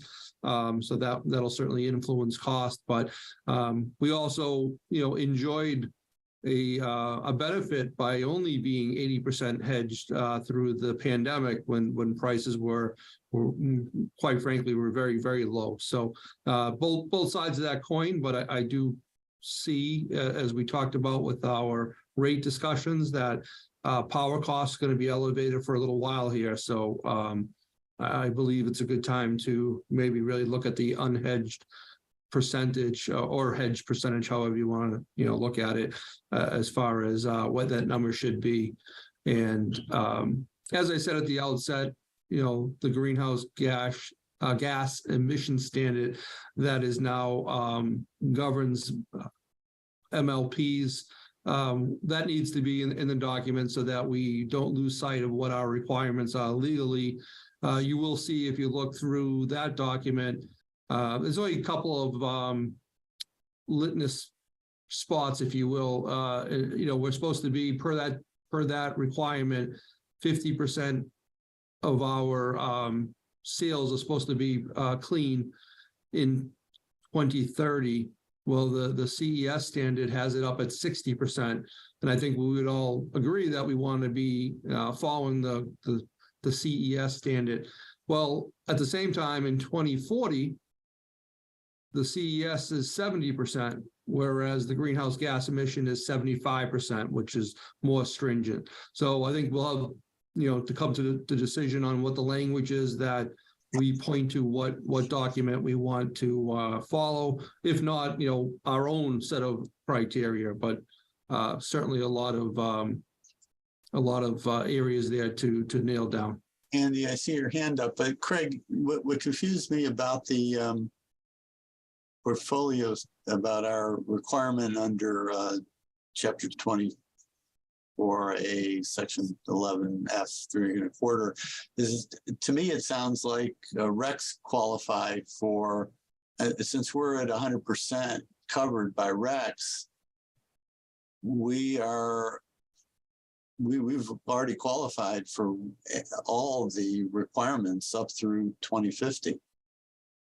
As of today, you're right. So the question is, in our existing policy, starting in 2023, I believe, we have a TBD in the column of where we want to be with our percentages. So we have to fill those in, whether we leave it at 100% all the way through or some other number. But I think it's important that we have what we need to be at as far as legalities of the situation, but also, ultimately what we want to be at, or what we strive as a community to be at, which right now, as you know, obviously is the 100% mark. Andy? Thanks, Steve. Dave, thanks for putting this together and walking through it. Craig and Michael, thanks for your comments. I think that the questions that were hit on as part of section 4, like the main buckets, I think are really helpful. And the only one that occurs to me as we speak here that we might want to add to that list. So, goals, portfolio supply, continued. One thing that I think, I think the existing supply policy does I think the existing power supply does a really good job, but I think there is some opportunity to refine or improve upon it. One thing that I think we could consider is the framework for updating or the trigger for discussion by this group. I think the existing policy is to look at it annually, but if we get into a situation where, say, there's a trigger hit, like the spread between the hedged and unhedged power supply costs jumps up to a certain threshold, then we say, oh, well, let's put it on the agenda for the next meeting. So we don't wait, 6 months to talk about it. So I think having a more sustainable approach to looking at this or living with it, that's what I'm thinking in terms of.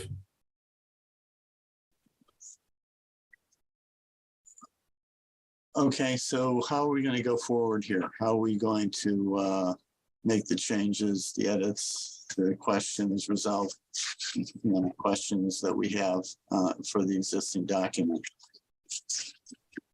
I think the proposal, Steve, is people send comments to Belmont Light and they can collect them and send them back out.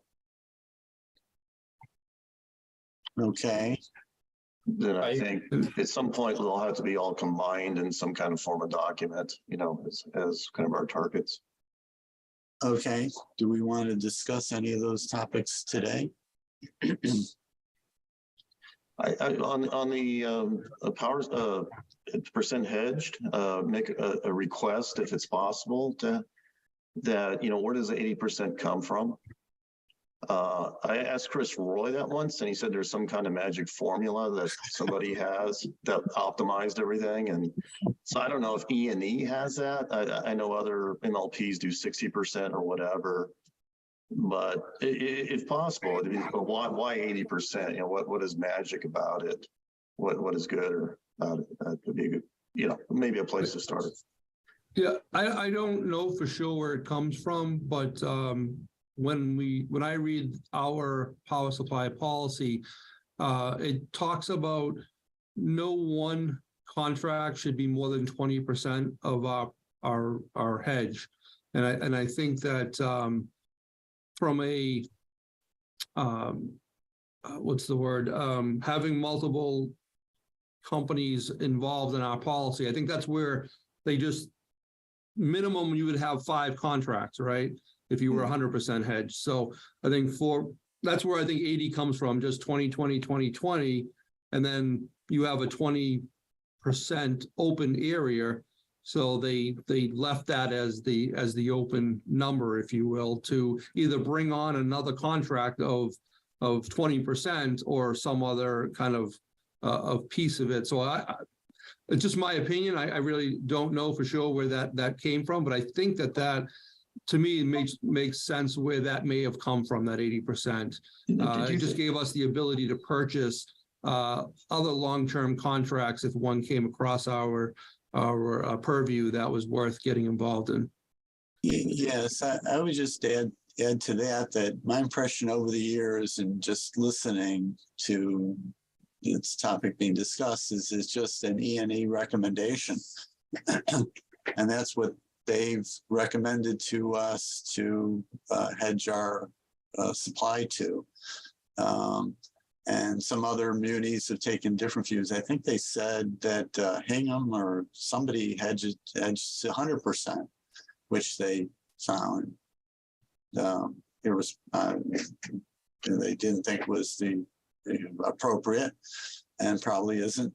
But to me, it just seems like not a secret formula, Dave, but rather a rule of thumb that they suggest to all of their municipal clients. It would be interesting, and I don't know if it could be modeled or not. I could see going above 80%, you're going to have more arbitration, which is probably not good for our budget. But Dave, what do you mean arbitration? Just I don't understand. Our arbitration is when you got too much power, so you have to sell it back to the market, probably at some low price, right? Yeah. So I think we probably have some arbitration now. Do you know, Craig? I mean, last year, do we have probably some minimal amount of arbitration?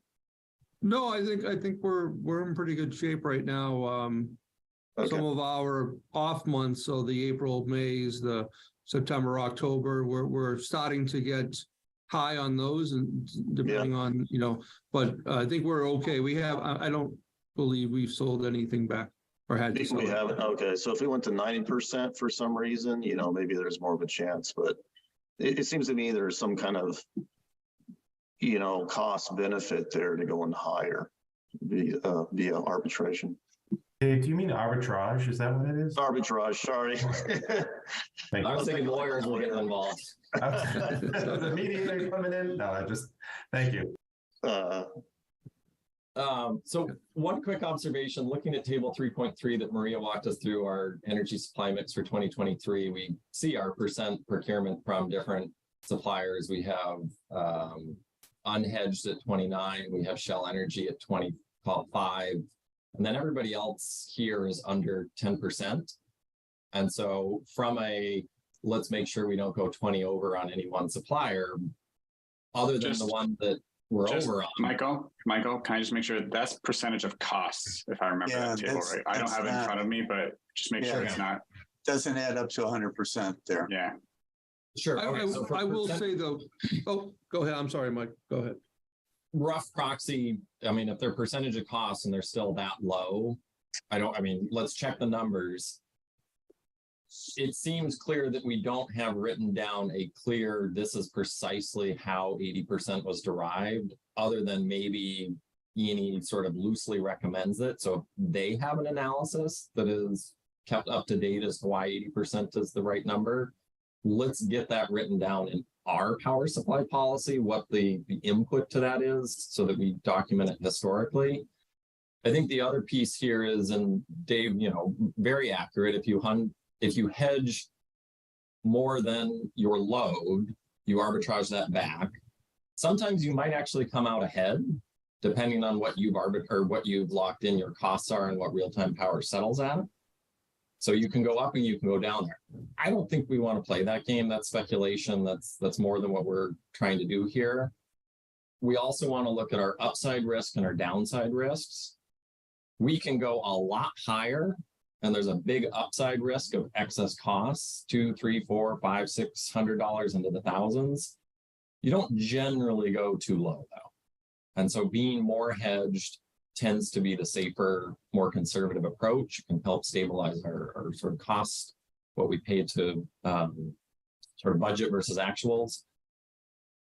The other big piece here is, how hard would it be to just take that table that I asked about earlier and say, if you incrementally increased from 80% unhedged or 80% hedged in the more expensive months, using the costs paid for our hedged up to 90 to 95, just as a hypothetical first order approximation, what does that do to our power procurement costs? It's not perfect. It's not but those are the type of numerical explorations that I think we should be doing to say 80% when power prices, even on the forward basis, are $300 or $400 versus months where they're 50 to 60. Is 80% a flat bet across all of those risk profiles accurate? Is on-peak versus off-peak?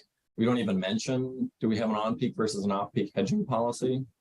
So all of these things, I just think we need to test a little bit more, given that we are spending millions and millions of dollars on this. And, yes, we've come out a lot better than the IOUs recently, but that's because they can't do what we're doing. It's not because we've done something better than what they can do. It's because they can't do what we've done. And what I'm asking is, how much better can we do what we're already enabled and allowed to do? So that's, I think, hopefully adds just a little bit more clarity around why we want to look at this, why we want to explore deeper. I think there's a lot more money to be saved here, and without a whole lot of extra work. And if we document it and we sort of develop a clear model, then it just, I won't say that it runs itself, because I know how hard this stuff is to do and all the work that Craig and your team is doing, but it sets us up for success going forward. So that's sort of the push here, is to say 80% was the easy, level 1, grade 0 safety mechanism. How much more can we fine tune this, and how much faster and better can we move forward? Andy? Thanks, Steve. I think I echo Mike's comments around, I think there's some opportunity for us to dive in and set up a framework that'll help folks moving forward, more than the existing policy already has, right? Just incremental improvement will be helpful. This is a question for Craig and or others. I might be ignorant on this. It seems like resource or duration of supply contract might be something to consider as well. So the winter peak seems far more crucial to nail than the summer peak based on the table from the report that we just looked at. And so, like I said, earlier in the meeting, December, January, and February, the spread between our hedge cost and our unhedged cost was like $80 to $200 per megawatt. So that to me tells me, like if we can nail down our load and get closer to that, the error margins on our supply are higher, right? We can, even if we have to do some arbitrage, or even like we can get closer to 100% and save some money. But I guess my question for Craig or others is, are there seasonal supply contracts? Are there, specific to the winter, or do we have to do that with the resource type? Like, do we have to go for more hydro and less solar because we're looking to cover the winter peak better? Yeah, I think, yeah, you kind of nailed it in your examples. So if we're buying grid power, I think we have more ability to craft when we purchase that, right? So whether it be 8 hours a day, 7 days a week for the main hours of the day, right? Or 16 hours a day, 7 days a week, which is your off hours, say 4 p.m. to 7 a.m., whether it's weekends, whether it's weekdays, we can do a lot of that when it's grid power. When you get into renewable projects, I think, again, as you said, wind, right? When does wind blow, right? Around here, it's more in the evening. Your solar in the summer. So that's how you would start to begin to craft those for, the overall portfolio, I think. So it's certainly not an easy math equation to calculate. It's a lot more trial than ever. So Craig, just to follow up, because just at a basic, novice level of strategy, I think what I'm hearing is it's harder to fine tune your renewable supply contract. So what you would probably do is fine tune your grid supply and then offset that with REC retirement. Is that right? Yeah. Yes, but I think that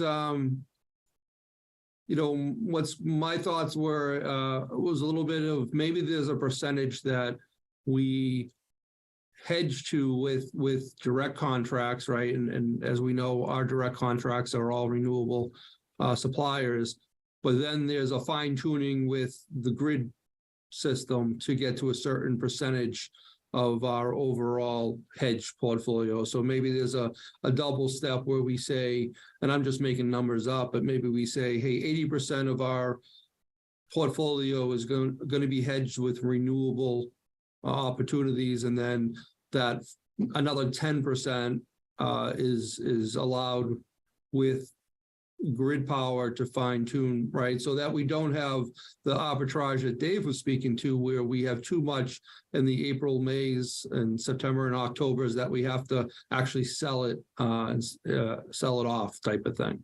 Right, but then from a so that'll help manage costs, but from an emission standpoint, we would then look to offset that grid supply with RECs, correct?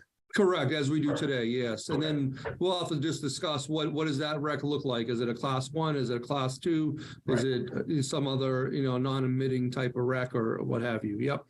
Great, thank you. So these questions really, Craig, need to go to E&E for their, analysis, for their input to get back to us. It doesn't strike me as something that we typically have done in-house. Right. Yeah, no, absolutely. We will loop E&E in. We will, propose some of what we just discussed to them, get their feedback, see what makes sense, see if they have any real flags to what we're saying, and bring that back at our next meeting to the board. If it makes sense, we can even funnel it, prior to our next meeting, but yeah, I think absolutely we want E&E involved in what makes sense and where they're closer to that, actually purchasing the and crafting our supply that way. And what I was going to say, Steve, is what I think we can do is Belmont Light, with the comments that we have in this straw man proposal, if you will, and the discussion that we've had so far today, we can take and craft call it a new power supply policy or update our current supply policy with some of the more mundane things, such as adding the greenhouse gas emission standard to it. And then we have a baseline that we can then begin to fine tune the policy and have that as a discussion point, as opposed to kind of what I see us doing today is really just a brainstorming session on where we want to go and what we want to add. I think there's a lot of opportunity for us to put some guardrails around what we want to see as a community in our policy. And then once we have those guardrails in place, it will make it, I think, very straightforward for the management of the light department and E&E to just go out and look at certain opportunities to bring on board, Okay. So would you propose to mark what we have up and send it out to everyone before the next meeting, say? Is that what you're suggesting, or? Yeah, that would be the goal for us to begin that work and try to, we would want to get it to everyone sooner rather than later, just so there's time to, look at it, come up with their own questions, and then we can talk about it more in depth, I guess, at the next meeting. But I know it's only a couple of days in February. It just feels like it's a short turnaround. So we'll do our best we can to come up with a marked up document. But that might be the easiest way to move it forward, is just to have that baseline, and it'll be a best, I don't want to say a best guess, but it'll be a best interpretation of what we've just discussed today and what we see, from a management staff, what we need to add to the policy, and then we can modify it going forward. Should we talk about a few of the elements here that might inform your markup while we're here? And actually, I have just a clarifying question. I'm sorry. Yeah, well, and I overall, when I raised my hand, I was really interested in this process. But just so I think my specific clarifying question is, Craig, the document that you're going to potentially mark up and circulate around is marking up the existing power supply policy, not the PowerPoint. Yes, that's correct. Thank you. Yep. I got it. Steve, go ahead. Sorry, you're Okay, so I don't know if we wanted to go through, actually, put the document up on the screen and go through a few things just that might be helpful in terms of your future markup. Yeah, we can do that. And if you want to put our policy up, sounds like from a hedging standpoint anyways, at least that piece of it, we have some homework to do first with E&E right, to get, correct information, but the rest of it, I'm sure is open for discussion. Okay. I wanted to ask about in portfolio supply hedging of capacity. I guess I never really, it's in here, and I guess I was, signed off on it. Do we need to put that in here? Is that something that people do? I don't know if others are doing it, to answer your question. I wondered the same thing myself as I started to look at this, because typically we get when we have our direct contracts, as you all know, we have from those a chunk of that is our capacity as well. We can buy capacity separate, but it hasn't made sense in the past. So I don't know that we needed any more than what we have, if anything, in here. What I think what's 50% right now. So I believe right now with our last opportunity that we discussed, when that comes online, we're going to be right at 50% of our supply portfolio being renewable. And we have capacity with all those contracts. So it really makes that whole paragraph about 50% of the capacity, being hedged as kind of null and void, because we get it as part of that. But I can get you some better information from E&E as far as what opportunities are out there, but I don't know. I'm not seeing a big need for it, but I see Mike's hands up. One, I am inclined to agree with you, Craig, that hedging capacity is one, something I see very few people do, and two, particularly in this capacity climate, the cost savings are minimal. The one clarification I have, our existing renewable energy contracts, we procure energy plus RECs without taking a slice of their capacity, which sort of that would be in the capacity market settlement, the one ICAP hour, their performance is generation versus our performance is load during the year. That's a different type of hedging than we cover our energy market exposure with a contract of some form or shape, so that our energy is covered by the strike price we agree in that contract.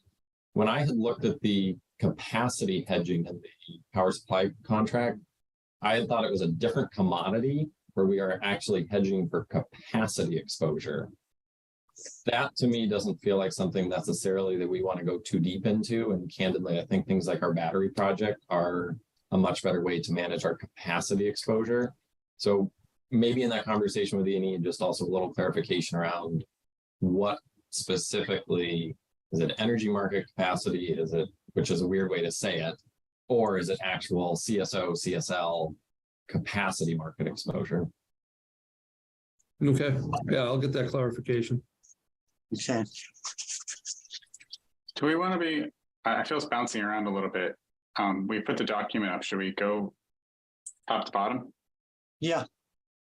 Okay, I'll just say one thing is I think this was written around the time of the climate action roadmap. So it only refers to the climate action plan. But we do have another policy, town policy, that basically a strategic electrification policy that was certified by the town. So I think that should be included in the goal section. Okay. And in particular, it has a 100% target. So anyway, this the power supply policy was written with the roadmap in mind, even though it hadn't officially passed, if I remember right.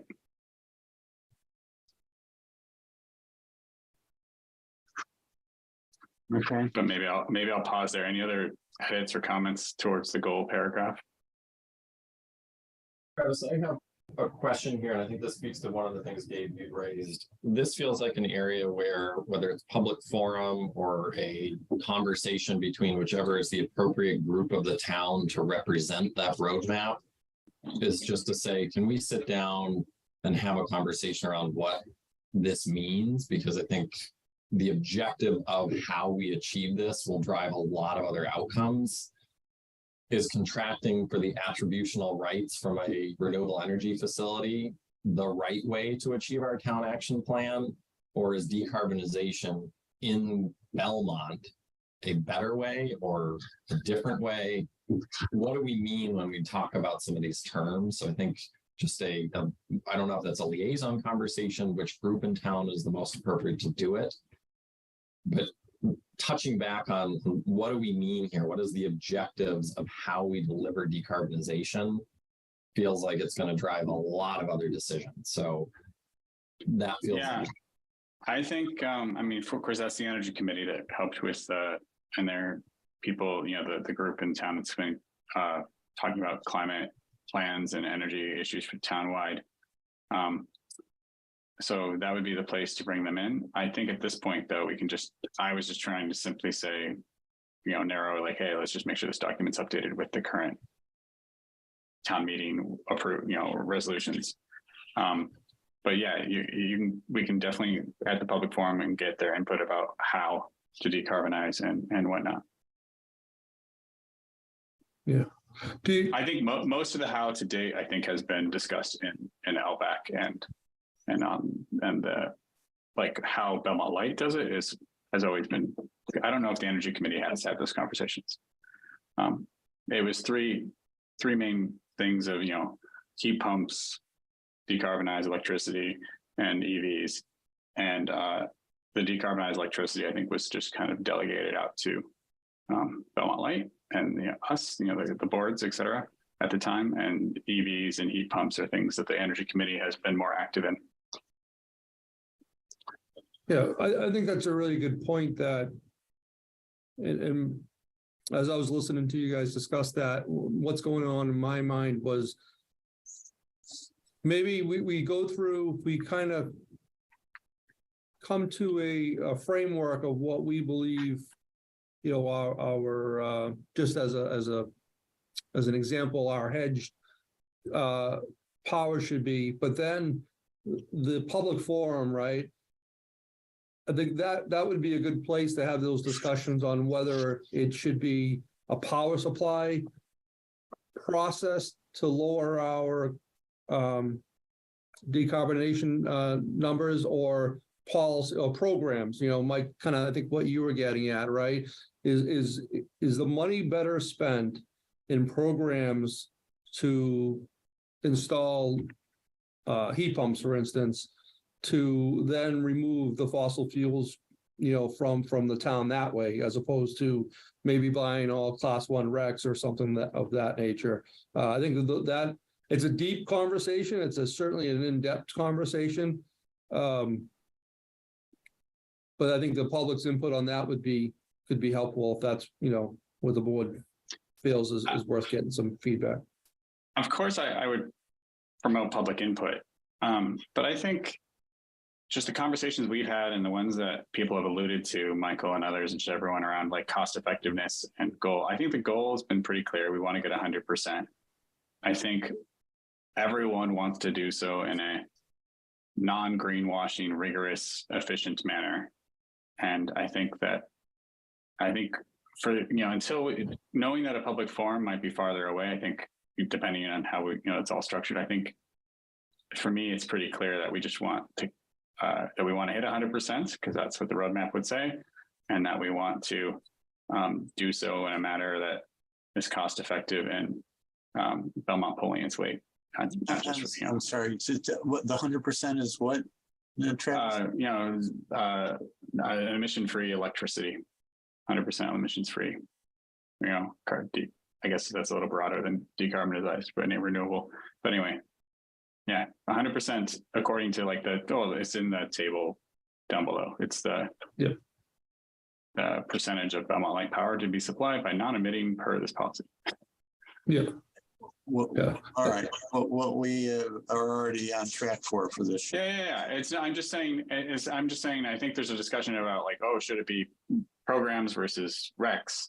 But I think the key thing is that I think as long as we keep in mind, we just want to make sure it's 100%. And so even if our programs don't, we can discuss, the efficiency of programs versus RECs, et cetera. But even if somehow the programs don't materialize, I think that still obligates us to buy RECs.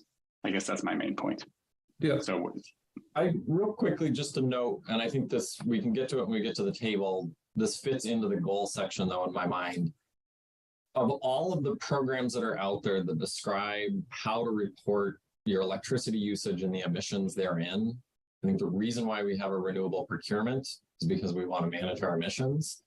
Of all of the policy frameworks, all of the guidance documents that are out there, those that allow you to make claims based on owning things like RECs, energy attribute certificates, require that you dual report and that you disclose both your what's called market-based emission profile or rate, which would be what we have our 100% renewable policy, but also to disclose what is your what they call location-based number. What are your actual emissions based on the grid in which you exist?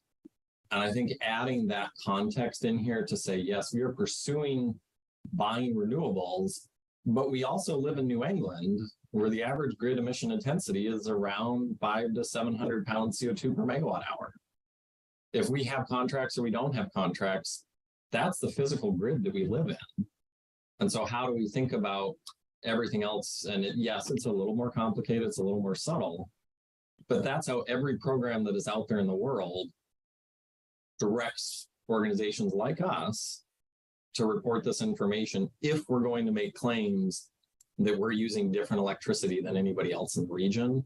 So again, kind of in this goal context of our goal is to support the town decarbonization, but we need to be very transparent in how we report that actual information, because one could very easily say, hey, we're at 100%, we're done. There's nothing else for Belmont Light to do with renewables. We're done. So Is yeah, that really it's really, I mean, it would be accurate to say, I mean, I look at it as the difference between physical contracts and these attributes that we purchase in addition to the physical contracts. Even the physical contracts, though, I mean, the physical contract absent the attribute convey nothing in terms of your emissions. It's a price hedging fiscal mechanism only. If we tore up all of our contracts, we would get the exact same electricity that we do otherwise. Mm-hmm.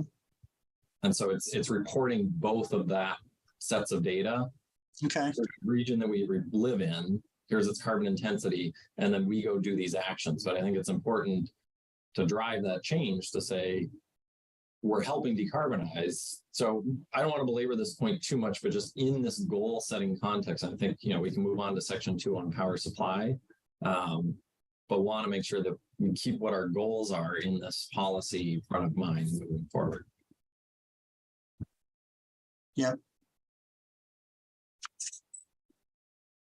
Okay, so should we move on to the next page? Anybody have anything else on this page? I mean, seems, I mean, the capacity requirements and, you know, some of the things that we're able to do, energy strips, so forth, heat rate swaps. I don't know. I don't know if those need to be changed and amended. I guess I just, and I know we're going to get some feedback from E&E, but the second paragraph under portfolio supply, the 20% target for maximum for any one contract. Are people good with that number? I guess going into the conversation with E&E, Mike, you were talking about it in a different way, but I was going to mention it.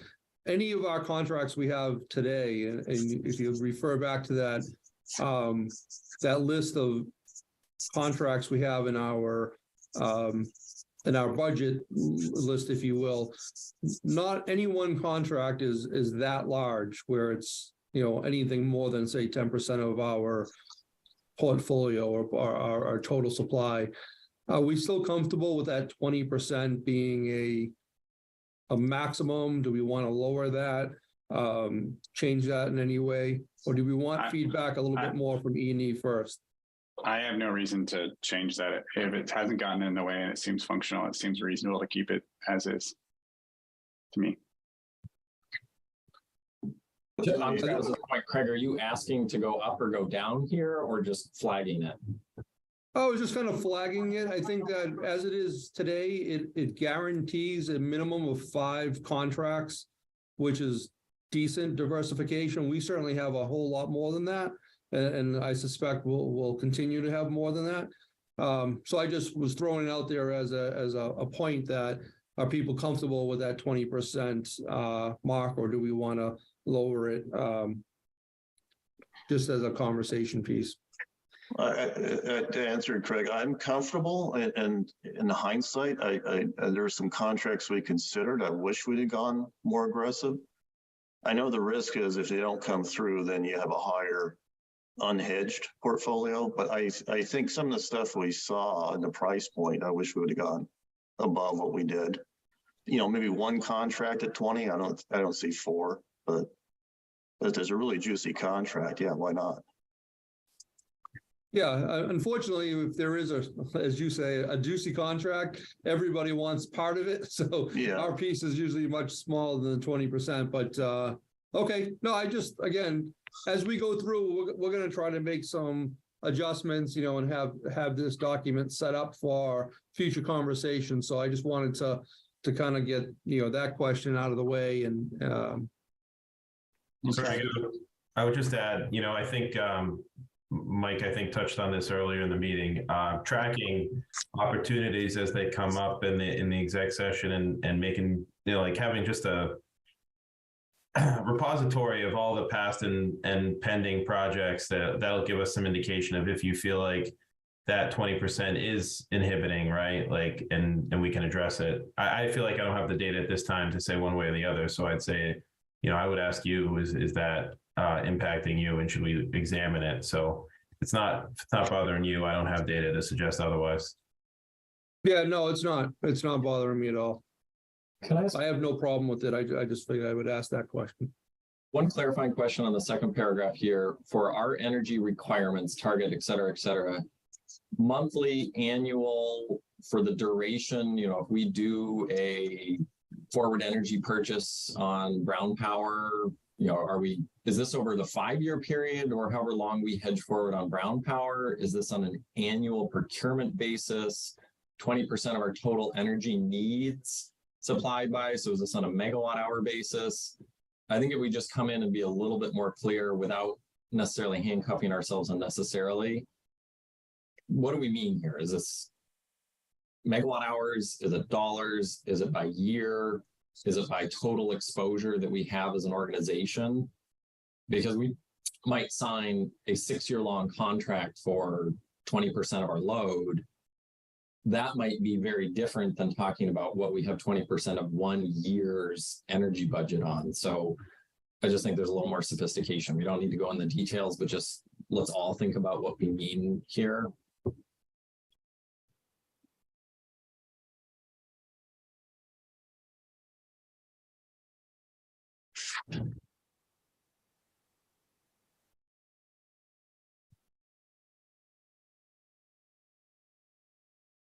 I think we're probably ready to move to the next page that we talked about. Yeah. Yeah, let's move on.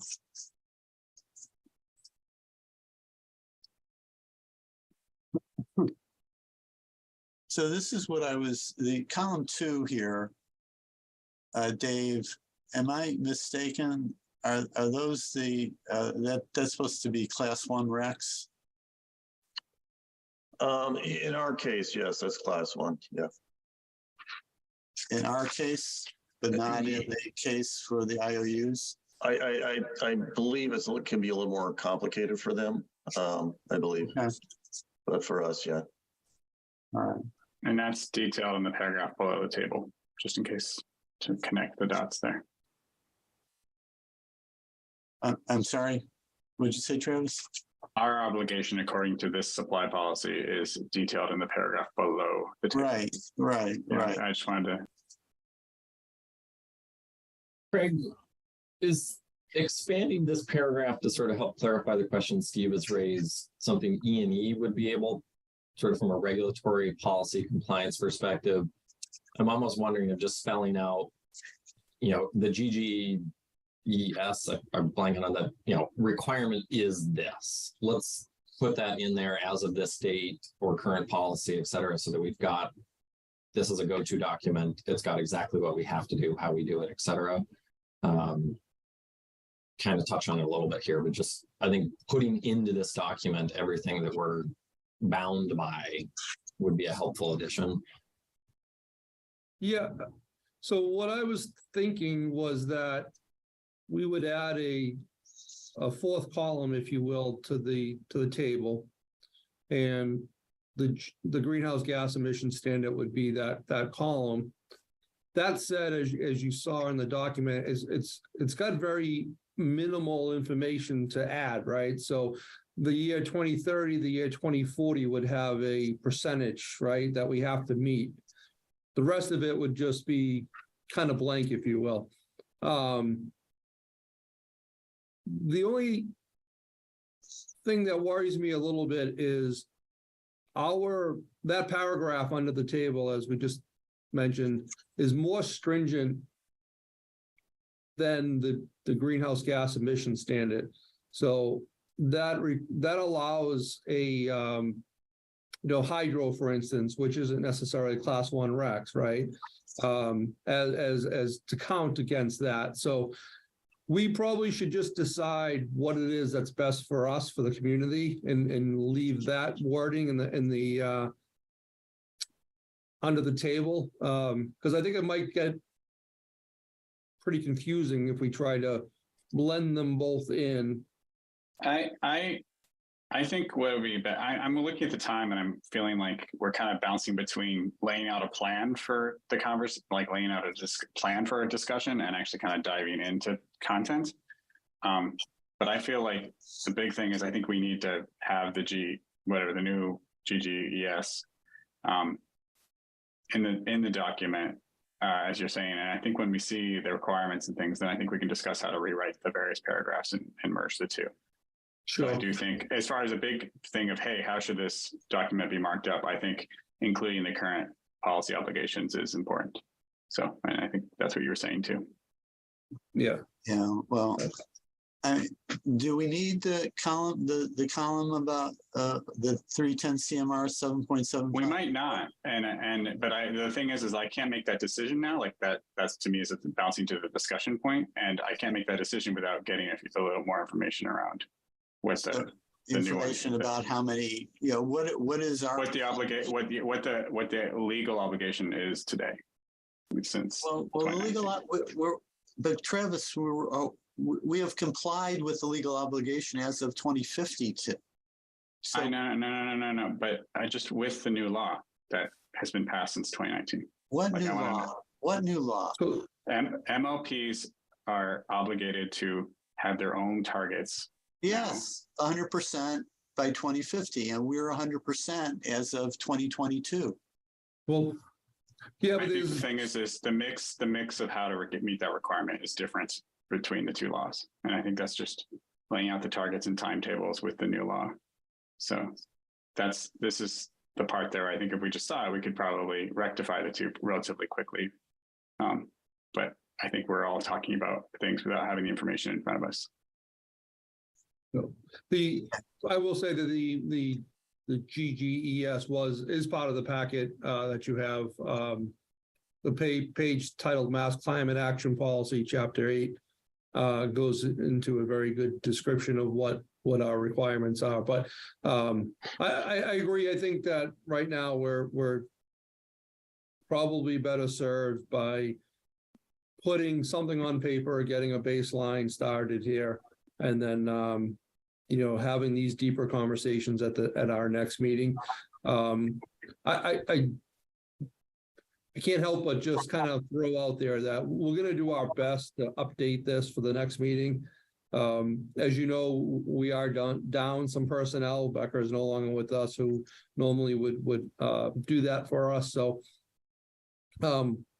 we've got a little bit of a hurdle in front of us. So we'll do what we can. I'll get all the answers from E&E to the questions that we were asking today, get their input on this policy and what they see in the marketplace that could help us or hinder us.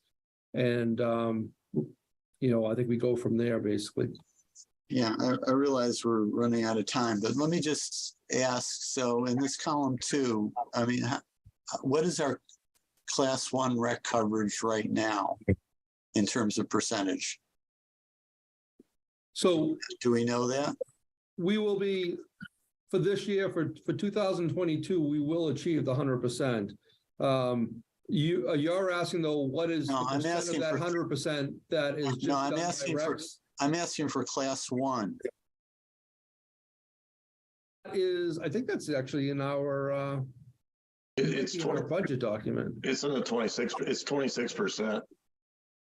Okay. Right after you subtract some of the hydro, right? That's under the CES. Well, yeah, I mean, you got to subtract all the class 2 stuff. So that and my point is that these are the kind of conversations that we can have when we have both of the things lined out and the details about the paragraph, whatever it is, ICI in the document and the Mass Climate Action Policy thing, details all this other technology and things like that. And we intentionally as a group wanted to have that second column there because we wanted to be, this gets a little bit to the conversation around, do we do programs or we do regulations or do we just do market-based, recs? And one of the things I think as a group, we decided that we really wanted to have class one, because we just knew that we wanted to make sure that we weren't just going for the cheapest on the market. So we included that second column. And so this is like, but we just need to know what's, so. Okay, that's fine. And maybe we want to continue to do that. That makes a lot of sense. I will just say for the column 3, for me, I would like to see the 100% coverage continue.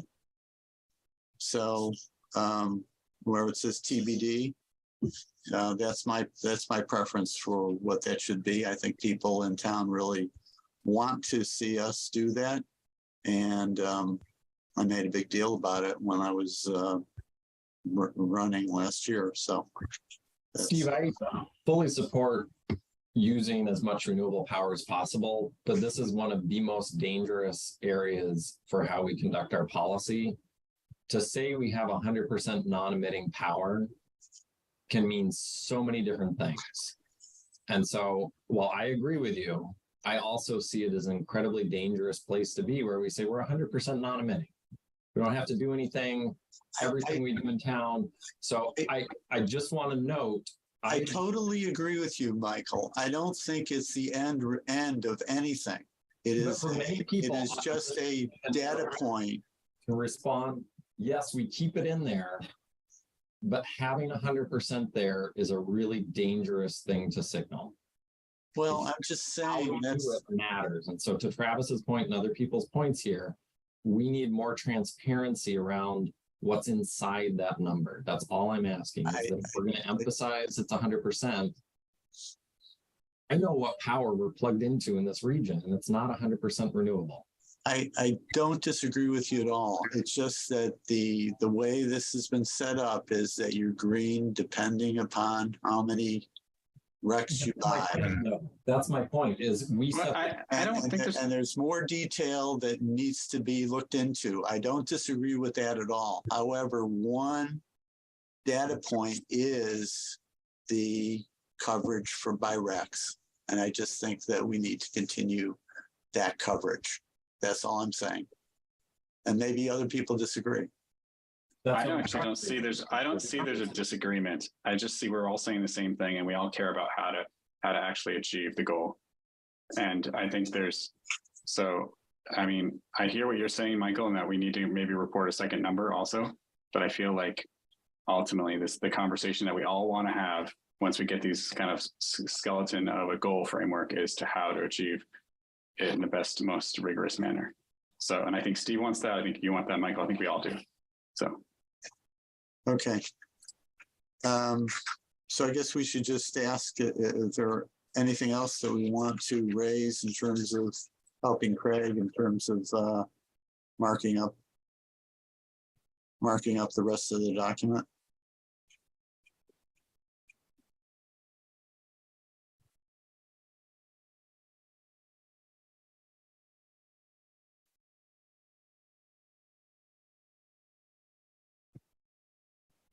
What I would ask, I guess, in the interest of time and just, thoroughness is, to that question, Steve, if anyone has any markups they would like to make or, on the document, red lines, whatever, please feel free to do that. Even if it's just comments, send them our way and we can incorporate that into a marked up document. We have the comments, Mike's comments in particular on the straw man proposal and Dave's comments by putting that together. But anybody has any strong feelings about any of those other sections, just forward those along to us and we could either get answers for it or have it, available to discuss at the next meeting. I kind of see this personally as probably several meetings because some of the, whether it be the hedge, whether it be this table, there's going to be a lot of discussion on what's the right way, right, as a community to do this. And then ultimately, as Dave alluded to, maybe possibly even a public forum to get some final frameworks around that. So. Is it possible to share a Word version of this document with the committee? Yes, we'll do our best to get that to you. Yep. That'd be great. Okay, then I guess we're nearing adjournment here. I think we have another meeting scheduled for February 15th, which is a Wednesday. Should we also schedule a meeting for March 15th? What does everybody think about that? Just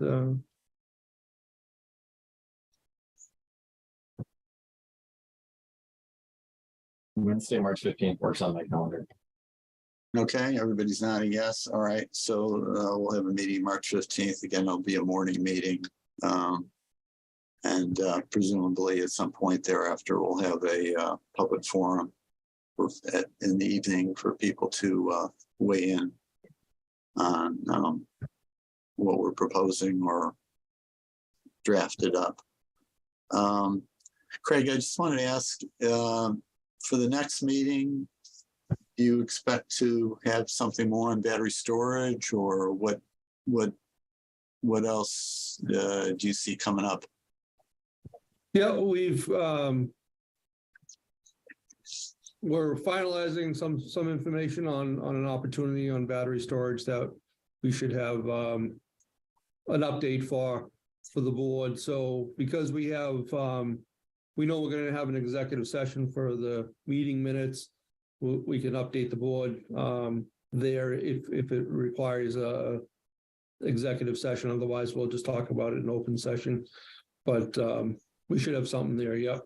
The other thing I hope to have is some updates on our time of use rate, a little deeper dive on some of those numbers where we've got some more information there, and definitely a conversation around the programs that we're offering to our residents this year, and some thoughts around that as well. So there's quite a lot. One of those could slip, just to fit all this in, including a power supply, but we've got plenty on the agenda to keep going on. Okay, great. Yeah, I was going to just ask about the time of use rates. So Before we jump to sorry, go ahead. Yeah, go ahead, Mike. on the sort of timing planning, meetings ago, we had put together, I think there was an Excel spreadsheet or some other document that outlined meeting schedule. Yeah. We've kind of fallen away from that. And Steve, I don't know if that's something we could work on but I would like to try and figure out how do we continue that push of being more methodical around when we take up certain issues. I know there's things I would like to talk about, but we chronically short on time. So to the extent that we could refresh that and build out, when do we have time to talk about what's on our 6-month, et cetera, rest of the year planning would be helpful for everybody, I think. Yeah. I will say we are following that as best we can, what we have on paper. That's why I mentioned the programs that we offer. That's on that form, as the February timeframe, if you will, is the timeframe that we had listed to kind of get that discussion going. So, but yeah, it definitely needs some more work, and yeah. There's plenty. Again, we're not short on any topics, that's for sure. Maybe just include that in as when Aiden sends out meeting materials, that could just be one of the files that we regularly get as here's what we're talking about today, as well as here's what the planning looks like, because it'd help us all be a lot more methodical on how much we bother you, Craig. Okay. I know it's 9:57. I would just mention a time of use rates. I know we haven't adjusted. I know haven't adjusted those for the new rates that have gone in, and at some point I'd like to pursue that because I think we should be adjusting them to reflect the new rates, the new rate schedules. Okay, if there isn't anything else, and seeing nothing else, is there a motion to adjourn? So move. Seconded. All in favor, Travis, Travis Frank, aye. David, Dave Beers, aye. Michael, Michael McCray, aye. Andy, Andy Machado, aye. Steve Cleonski, aye. We are adjourned. Thank you all very much. Thank you. Thanks all. Thanks, everyone. Happy New Year, everyone. Happy New Year. Bye-bye.